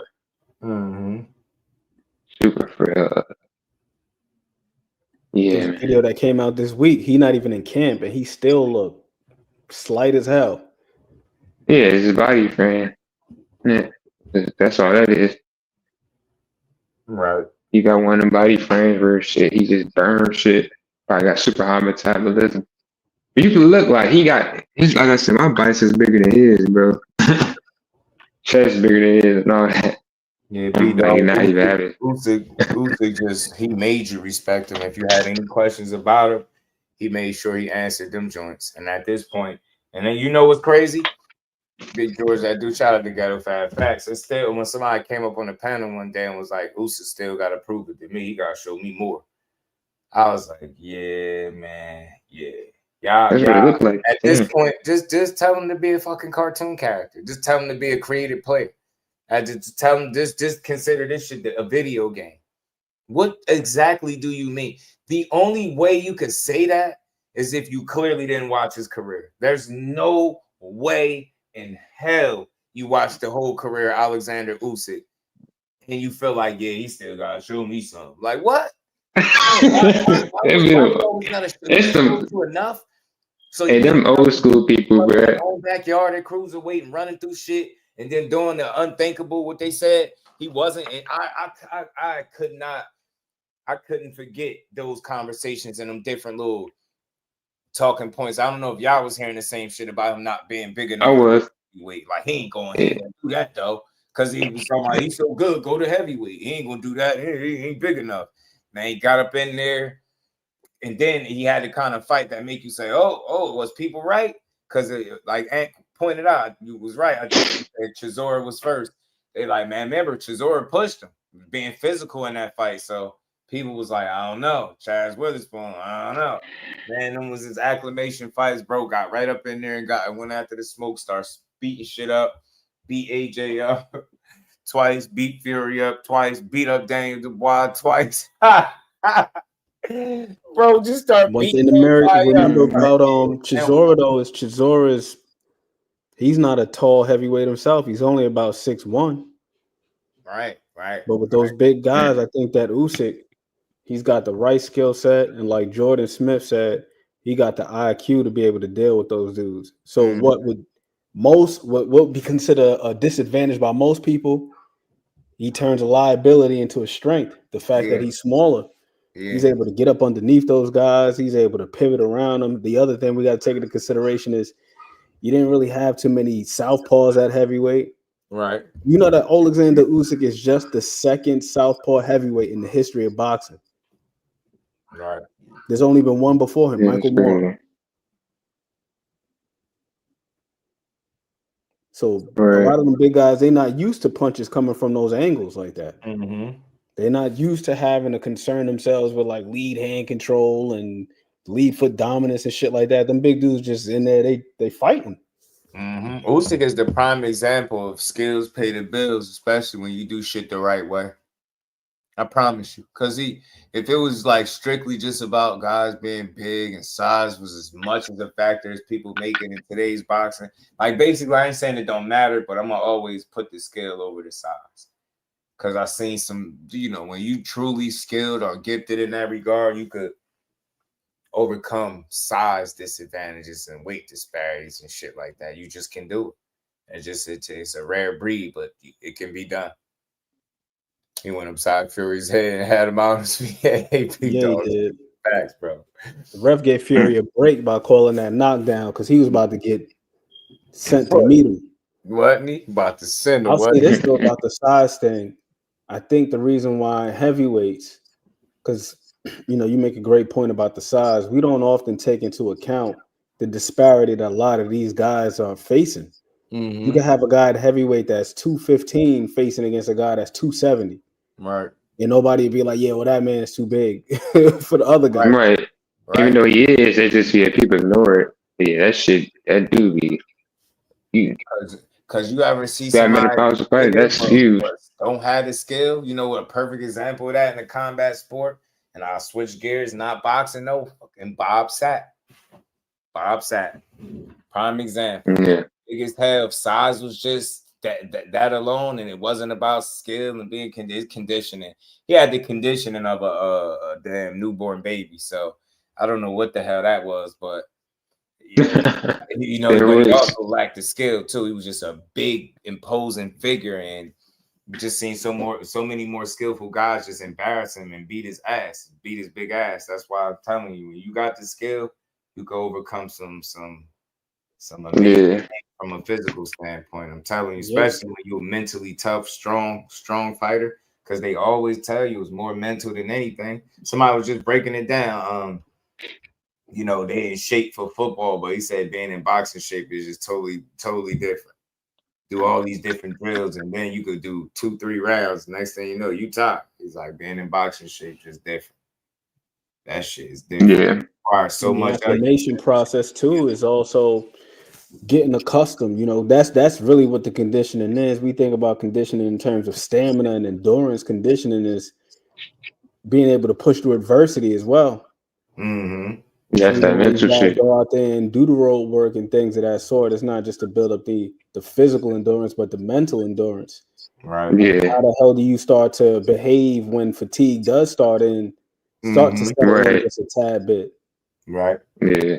Does discipline go out the window, or can you remain steadfast? And then getting accustomed to getting hit by bigger men too. I think that helps with the heavyweights, because we see it. I'm pretty sure Usyk done spar with the best of the best, the heaviest of guys, far bigger guys. So getting leaned on, getting pushed, getting hit. Yeah. He's conditioned to deal with it under the lights. And I think they say in the lower weight classes, that's why the weight disparity often bedevils a lot of guys, because they're probably not accustomed to dealing with people far bigger than themselves in terms of physicality and power and things of that sort. Yeah. They're sparring with people around their weight classes, where it's like a heavyweight. It's pretty much an open class. As long as you heavier than 2 whatever, it don't even matter. Yeah. Yeah, unless you sparring, you mind controls body. That's the only time. I like that ghetto fab. That's real, bro. That's real. You're right. Bob Sapp was trash, but if we get to you, it was over. Yeah. He had the conditioning of a damn newborn baby with asthma. I swear. With asthma in one lung. Because bro throw 3 punches and 2 leg kicks, and he be breathing like he seconds away from going to meet his maker. Bro, that's the only dude where you watch till you got tired with him, like for him, like, God damn, bro, is it that bad? Like, bro, throw 3 punches and a kick. I'll be like, damn, bro, you literally getting your ass beat because you fatigued. Like, you getting it, it's happening to you out here. And then if you listen to him, he talks about how he threw fights because of like the pay was bad, and how you get your ass beat just to get paid this much, and then you got to go take that same money and then put it into hospital and medical bills. Now he justified it, but nah, ain't no excuse to selling out like that, bro. Because think about what you could have been if you would have been the guy like that you appeared to be in that movie Blood and Bone that time. Like, say if you was that in the UFC, MMA or something, that would be wild. Imagine if you had conditioning and discipline, because it had to be a matter of discipline. He was big as hell, strong. When you that big, it's a cheat code. The only thing that can hold you back is yourself. Discipline, like a discipline and training like that. And you seen that's what it was. Other than that, because you seen when he wanted to win, he could do something bad to you, man. He ain't got to do that much. Dude could huff and puff and you be on the ground. Big ass bear. It's like a big bear, man. Big video character, bro. Out there getting his ass kicked. No, for real. Yeah, that mindset is extremely important, yo. Probably one of the most important things. Man, Because so many people get defeated before things even take place. Yeah. Yep. I wonder how Canelo is going to be. I know. I meant to say. I hope Crawford is good. Come fight now. That shit really on my mind. Cause man, I want to see that dude lose. Like ain't nothing personal. I want to see Canelo get boxed down so I could say, see, told you it could happen again. See? Yeah. Look for fighting. He said, I bet he's scared the shit out. Plenty of people. Oh hell yeah. If you ran into him on the street, even after seeing him get beat up by people, you'll be a stupid fool to try to play. Ain't even worth risking your health like show pony. That damn bear with gloves get to grabbing on you, bro. You see how he did the ground and pound and blood to bone? I could just imagine he do one of them numbers on you in real life with nobody to help. Yeah, that's your life. He could take your life. Bro could take your life if it go all the way wrong for you. Yeah, you probably want go the other way. You see that guy. Probably want to leave that man the hell alone. I'm telling you, man. The African dude was kicking him down before he got washed. Yeah. Another fight I know that they was whispering about. Hold on, man. Let's go to Okay.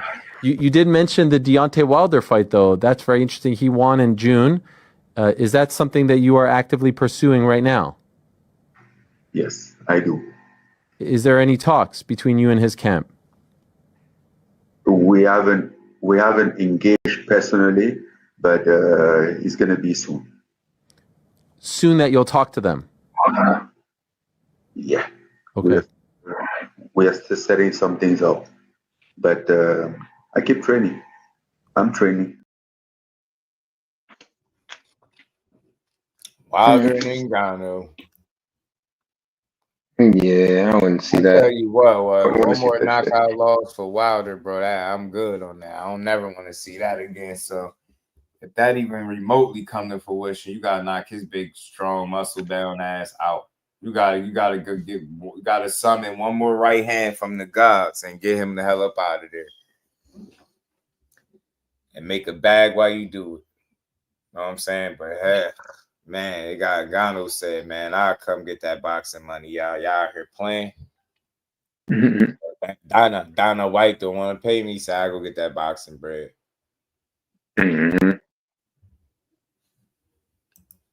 I'll go get the boxing money, man, until y'all ready to pay me. But I'm supposed to get paid. I don't know, man, but Wilder and Ngannou would be crazy, man. I don't know. At this point, you starting to hear Wilder name in there with a bunch of shit. Wilder and Jake Paul. I'm like, here we go. Now y'all playing with Champ, man. You gonna punch Jake Paul ass into early retirement. I'm telling you out here playing with the wrong one. And he ain't taking the dive, so that shit over with. Like, I ain't gonna lie, shout out to Jake Paul, but if you were in a position to run shit the way he doing it, you probably do the same thing. It's easy to say what you won't do until you're in a situation, but he strictly making money. He's found a way in. They left the back door cracked. He slipped through the back door. Now he got that shit holding that shit wide open for the ladies to run through. And he having fun putting these circus type matches together. You know what I'm saying? It just is what it is. It's hard for me to believe that these joints ain't doctored up. You got Chat GPT out here making spot on predictions round by round before your fight even start. Like, it's one thing to make the prediction, but to have it round by round how it happens, like, nah. All bets is off. I'm sorry. When it looked like you signaling Tyron Woodley and then knocking him out, I don't care what he get in the media and say. Yeah, he's supposed to say exactly what he said. But when I see that shit looking like staged and see different angles of other fights, and shit just looks sus, man. Like, sus as hell. So nah, I ain't buying it. Tommy Fury didn't buy into it. The Hasim Rahman, he wanted to win too bad. He was too hungry. He wanted everything that came with winning. That's why I felt like that fight didn't happen. He didn't accept it. Talk about giving that man a car. He didn't want your car. He said he wanted that dub.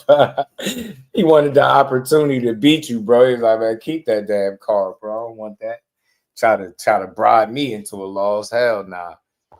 So I feel like he do business with people that play ball straight like that. Call it what you want. I think he's improved as a fighter under the circumstances that, you know, with the cards that he's been dealt. So I don't knock him. I respect him. I notice more and more fighters say they respect what he's doing, but I ain't fooled by that shit. You know, it is what it is. He having fun. Would you too if you was in his shoes? Shit, right? Fighting in front of these people, it's a lot of people who got food or are entertained by that shit. So they out there cheering for you. That shit probably intoxicating in his own right. Having hardcore boxing fans or just having boxing's combat athlete fans or combat sports fans cheering you on. You know what I mean? To some of the athletes starting to respect you. You really got your foot in the game with what you're doing with the ladies. It's some good to come out of what he's doing, man. So he's smart. So I'll milk it too if I was him. I ain't gonna lie.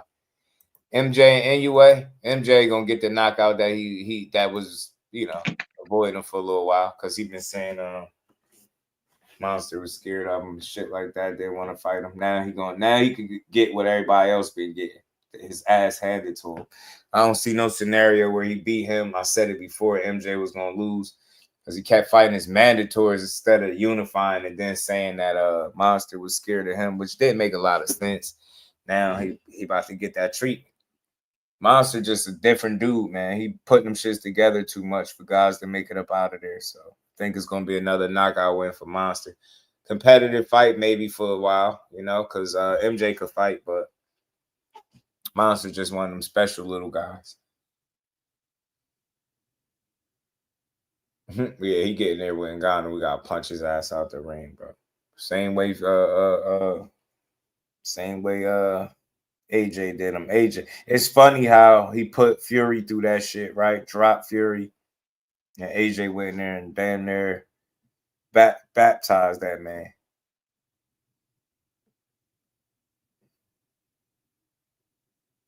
Let's see, man. Wilder just on he at the end of the rope, I would suspect, yo. Yeah.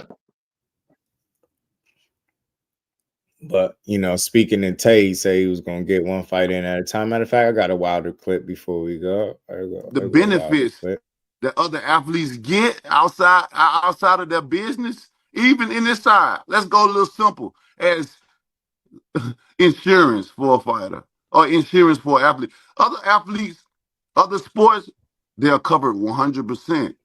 And if you even go deeper, they allow some of their girlfriends to get insurance off of to benefit off of other athletes' insurance. Not in boxing. You got to have your own. Don't you know that? You got to at least have a life policy. You got to have your own insurance in here because you don't even know if the promoter will really pay for the damn insurance, although they need $1 million to put on a fight. But that don't mean that your bills are going to get paid. I've been there, done it, man.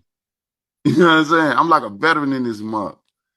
So this is not a sport to me at all. This is strictly business. From the time we train to get our mindset to be able to hurt another man that's trying to hurt him, to the mindset of getting my mind ready so I can be able to breathe, my breathing exercise, my fundamentals of being able to defend myself, to go at an offensive state when it's time. And this is what we call staying alive, survival. This is a survival business, baby. Because at one punch, at one given time, you can go over 13 fighter dies a year. One punch, that's it. We just seen it many times. I don't think no sport like this, if you want to consider it a sport. But you know, that's just my explanation of things as me being in the business, actually understanding what goes on in it, actually behind closed curtains, behind closed doors, behind sealed doors, actually. And I don't see it nowhere as a sport. Shout out to the Bomb Squad, man. That's real, man, because a lot of times we be having these conversations and people always be like, man, I don't care about it being in business. I ain't worried about that. And I'm like, that's just why when we have conversations, certain stuff won't ever make sense to people because they don't consider the fact that it's a business. But you got somebody that been at the pinnacle of the sport telling you what it is. You know what? I wonder if he still could get to that point mentally, Joe Quinn, if he could get to that point where he really feel like he want to buy. Because when he first said it, I believe him. I think it was very believable when he said he wanted a body on his record. You know what I'm saying? But look, as far as anyway, MJ, it could be a competitive fight for him. On paper, it could be that. But I just think anyway, always find out a way, man. He got a lot more firepower. He got every tool that MJ got, plus that little extra shit that he don't got. And I think MJ is a good fighter, but I think anyway is exceptional. You know what I'm saying? I think that's going to be the difference. So I think it'll be competitive throughout, though, you know? But I think he's getting stopped. I ain't going to lie. Yeah. I ain't going to lie. That dude just different. Yeah. Boxing is not a sport. Thank you, Deontay. Mm-hmm. We're not the business of boxing. Mm-hmm. I said this before. Should be damn near criminal to call it a sport because you're fighting for your life. You get what I'm saying? You is really combat athletes. In combat sports, it's hard to call them sports, bro. You out there fighting MMA, you fighting for your life. Boxing, you fighting for your life. You really could lose your life in there. Shit different. And they'll really tell you to go out there and have fun. Go out there and have fun fighting for your life. So I say you gotta be a little throwed off the box, bro. And then we be out here, oh, he's a coward because he won't fight this one. I'm like, bro, man. Damn, man, what makes you even think like that? You a coward for saying that. Damn, just say, yo, he should. You feel like, you know, as a fighter, they should want to smoke with everybody. It's like you got to put it in its proper, you know, context, man. You can't just make broad statements and say our guys are cowards because they don't want to do what you want to see them do. I say this shit all the time. If it were a sport and it was a meritocracy, then I would say go fight the best and yada, yada, yada. But it's not. With all of the other aspects that are intertwined, you know, they sell all of that glory and legacy stuff to us for fans. That's to give these fights a little bit more luster, make them more attractive for us to go out there and buy tickets, buy pay-per-views, etc. But underneath all of that, this shit is doctored. It's rigged. Zay was good with it. That's like all these sports. You can't, you know, you got guys that are working their asses off for forever and a day before they granted the opportunity. If it was sport, then it would be a more linear trajectory to these guys reaching their goals. I was just watching some earlier today, and Julio Cesar Chavez, like this dude didn't get a title shot until like his 41st fight, bro. Right. And then you got another guy in Lomachenko, his second pro fight, he's in a damn title fight. Like, who the hell did he beat in his first fight to qualify him to be fighting for a title? Right. So it's up to the promoters and their relationships with these sanctioning bodies that they're able to pay for rankings. You got guys coming out of retirement, right, challenging for titles. Francis Ngannou was in the damn rankings, you know what I'm saying? Like in his first fight, like after fighting Tyson Fury. I'm like, what the hell is going on here? So yeah, it really isn't a sport. It's a whole lot of bullshit that's wrapped around a sport. So it's like, yeah, the combat aspect of it, I can understand that to some degree, but all this other stuff that we generally talk about, fans, content creators, enthusiasts, or whatever the hell you want to call us, we usually aren't talking about sport. We ain't talking about sport. We talking about some whole other shit. So I was saying the other day, once you recognize this thing for what it is, this shit is the equivalent of the super hoe that is irredeemable, far beyond being able to be converted into a housewife. That's what this boxing shit is. And it happened this way in recent times. people would like for us to believe, oh, well, yeah, you know, the good old days and back in the golden days. Nah, the shit been corrupt since the 1900s. I think it was like 1917 was the first $1 million gate. What's the name wrote a book in the 1950s, bro. And he talked about how many promoters were trying to duplicate that success.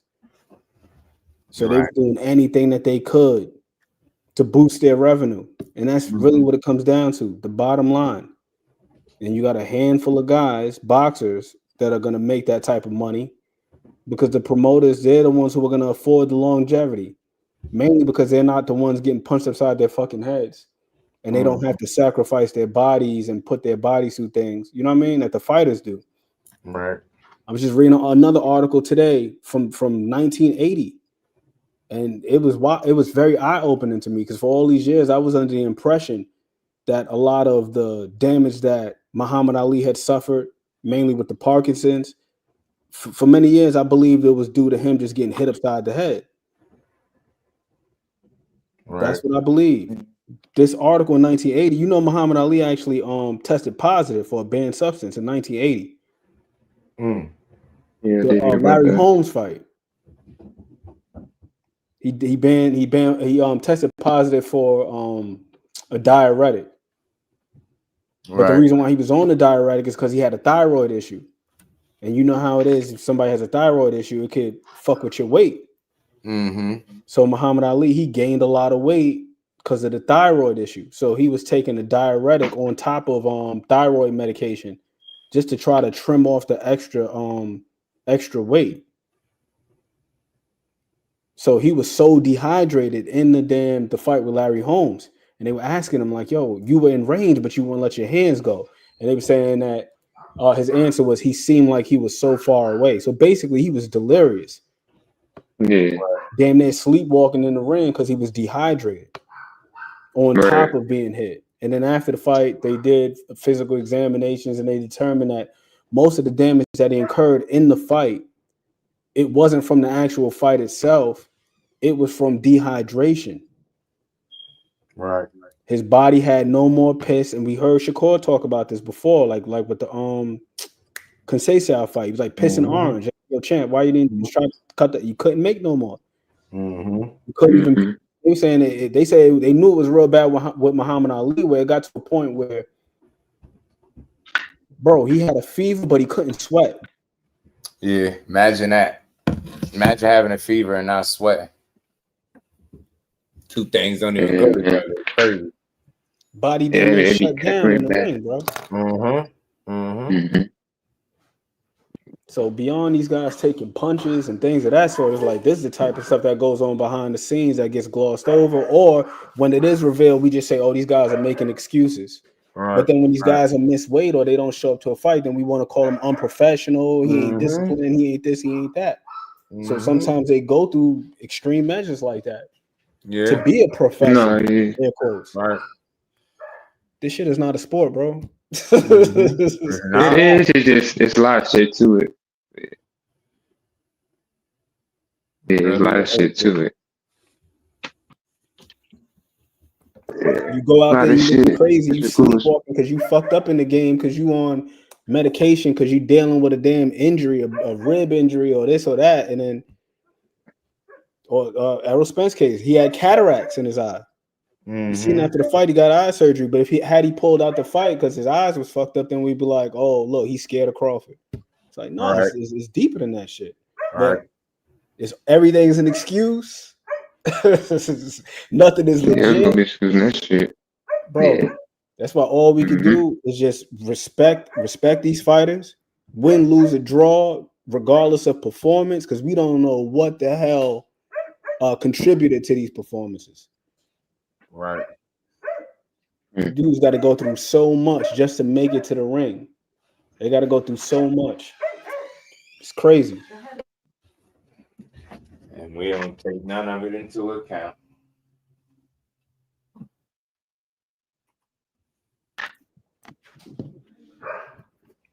But we love it though. That's why we like the sport, because all of the stuff in between, it does give us something to talk about.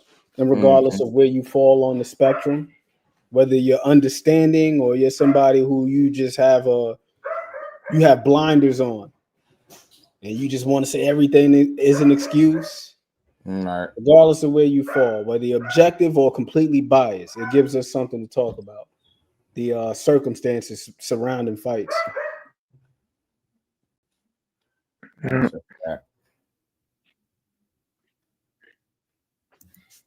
Telling these dudes don't go out here and do interviews after a high profile fight. They should just be thankful, be grateful, and things of that sort. Like, hell no. You better bask in that limelight while it's on you and try to parlay as many opportunities as you can, because you fought for a long ass time. Right. Cut weight, missed out on meals, didn't clap no cheeks for 8 weeks at a time. You know what I'm saying? Probably had to piss blood a couple times. Had to cancel it. Miss birthdays, you know what I mean? Miss funerals, miss this, miss that. Could have been doing 1,000,001 other things, but instead you were in there busting your ass and sacrificing. So nah, get all your publicity, negotiate if you can. Forget about what you worth, forget about what you deserve, get what you can negotiate, man. It's unforgiving. Yeah, for sure. For sure. These people just hopefully, man, boxing get moved to a space where people could be more appreciative or understanding of the sacrifices of the grind on a daily.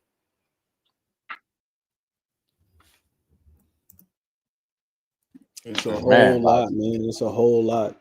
And then just psychologically, man, it gotta be difficult to balance some of these things. It gotta be difficult. Like look at some of the fighters that were excelling, and then they take a loss, and then all of a sudden, now the phone calls, they start to slow down, the opportunities start to slow down, and you have a real 50 Cent moment. Damn, homie, in high school you was the man, homie. You know what I mean? It's like, damn, like I was just right here. Or conversely, being on the other side of it, going from obscurity to being an overnight celebrity. I could only imagine how that could affect somebody's psyche, especially a young fighter. Yeah. We heard Keyshawn Davis a couple months ago saying that he's starting to understand what Tank is going through. We think just because these guys got money that they're supposed to just be sound in mind and everything is supposed to be great. Yeah. Imagine what that must be like. Every time somebody calls you, it's about business. Nobody calling you to see how you doing. Nobody gives a shit about what's really going on with you. Hey, champ, we need you to be here. We need you to do this. We need you to do that. Right. That shit is real. It's what it is. Life. Sacrifices of the grind, man. Yeah, man. I guess Stephen Fulton with his mom, that situation. He get dropped by anywhere. Oh, there go my house. Like imagine what that feels like hearing that. That the one person that you will believe has belief in you is just like, there goes my house. They just throwing their hands up. And the fight ain't even over yet. Like, if it would be like that though, bro.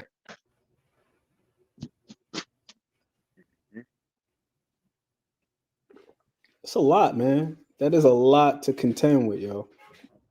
Yeah, but you got the mental fortitude, you can go through that shit. Some people just can't take it. Shit. Some people mental fortitude be less than others. True indeed. But that's why that mental part, like Just was saying, that shit is extremely important, because that's another thing that you got to balance to and prioritize, not just the fight, but also outside of the ring and being more mindful of your decisions and how each decision affects you before you even get in the ring. Yeah, you got making sure that you're fortified as a person. Yeah, Mike Tyson was spot on with that. The money is not, it ain't nothing without the peace, for sure. And he would know. Yo, they convinced that man that he was bipolar and had him on Thorazine and shit.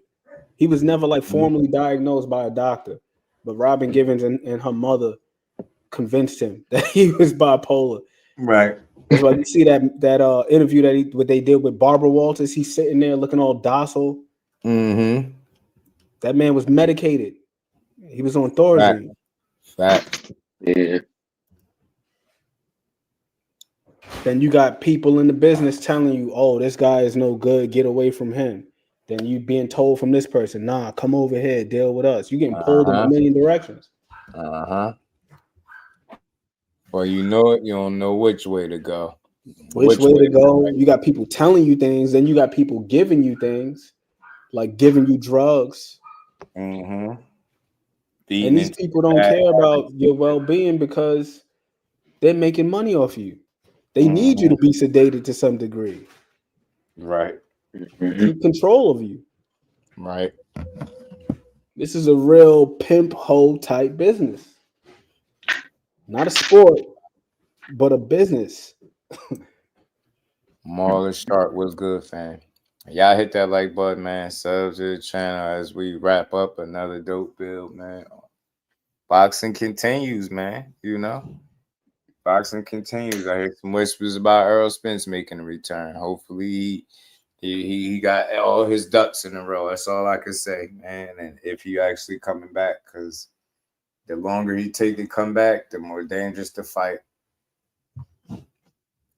So hopefully he get a return date, lock in, and make a comeback. I would love to see it. I think that'd be a great boxing story for sure.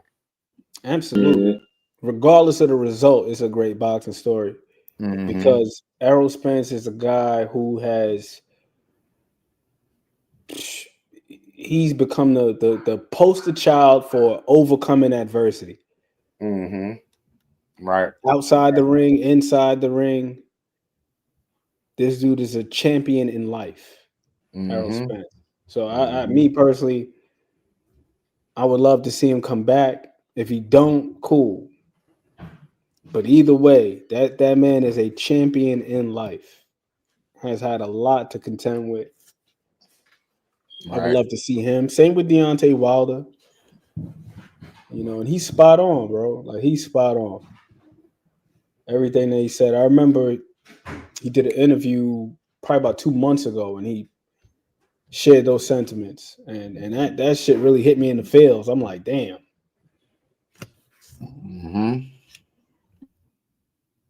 Some of these fans be wanting you to clock out in the damn ring. But again, man, shout out to everybody pulling up, rocking out, man.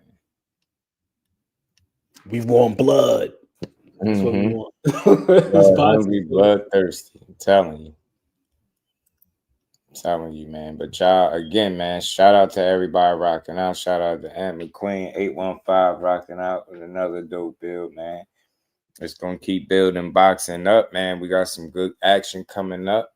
So y'all stay tuned, man. Enjoy the rest of this Tuesday. And y'all tap in tomorrow for another build. We're going to get to it. Peace to my guys, 815 and McQueen. Shout out to everybody in the chat. Appreciate y'all support as always. Howard, what's good with it, my guy? How you feeling? We going to keep rocking, man. So with that, peace to the fan. Representing Brick City, Finding those levels, too. Look at that four-punch combination. It's a masterclass right now from Shakur Stevenson. That's what you're seeing. A masterclass. And Shakur meeting them with straight left hand. Oh, there's a knockdown scored with the left hand.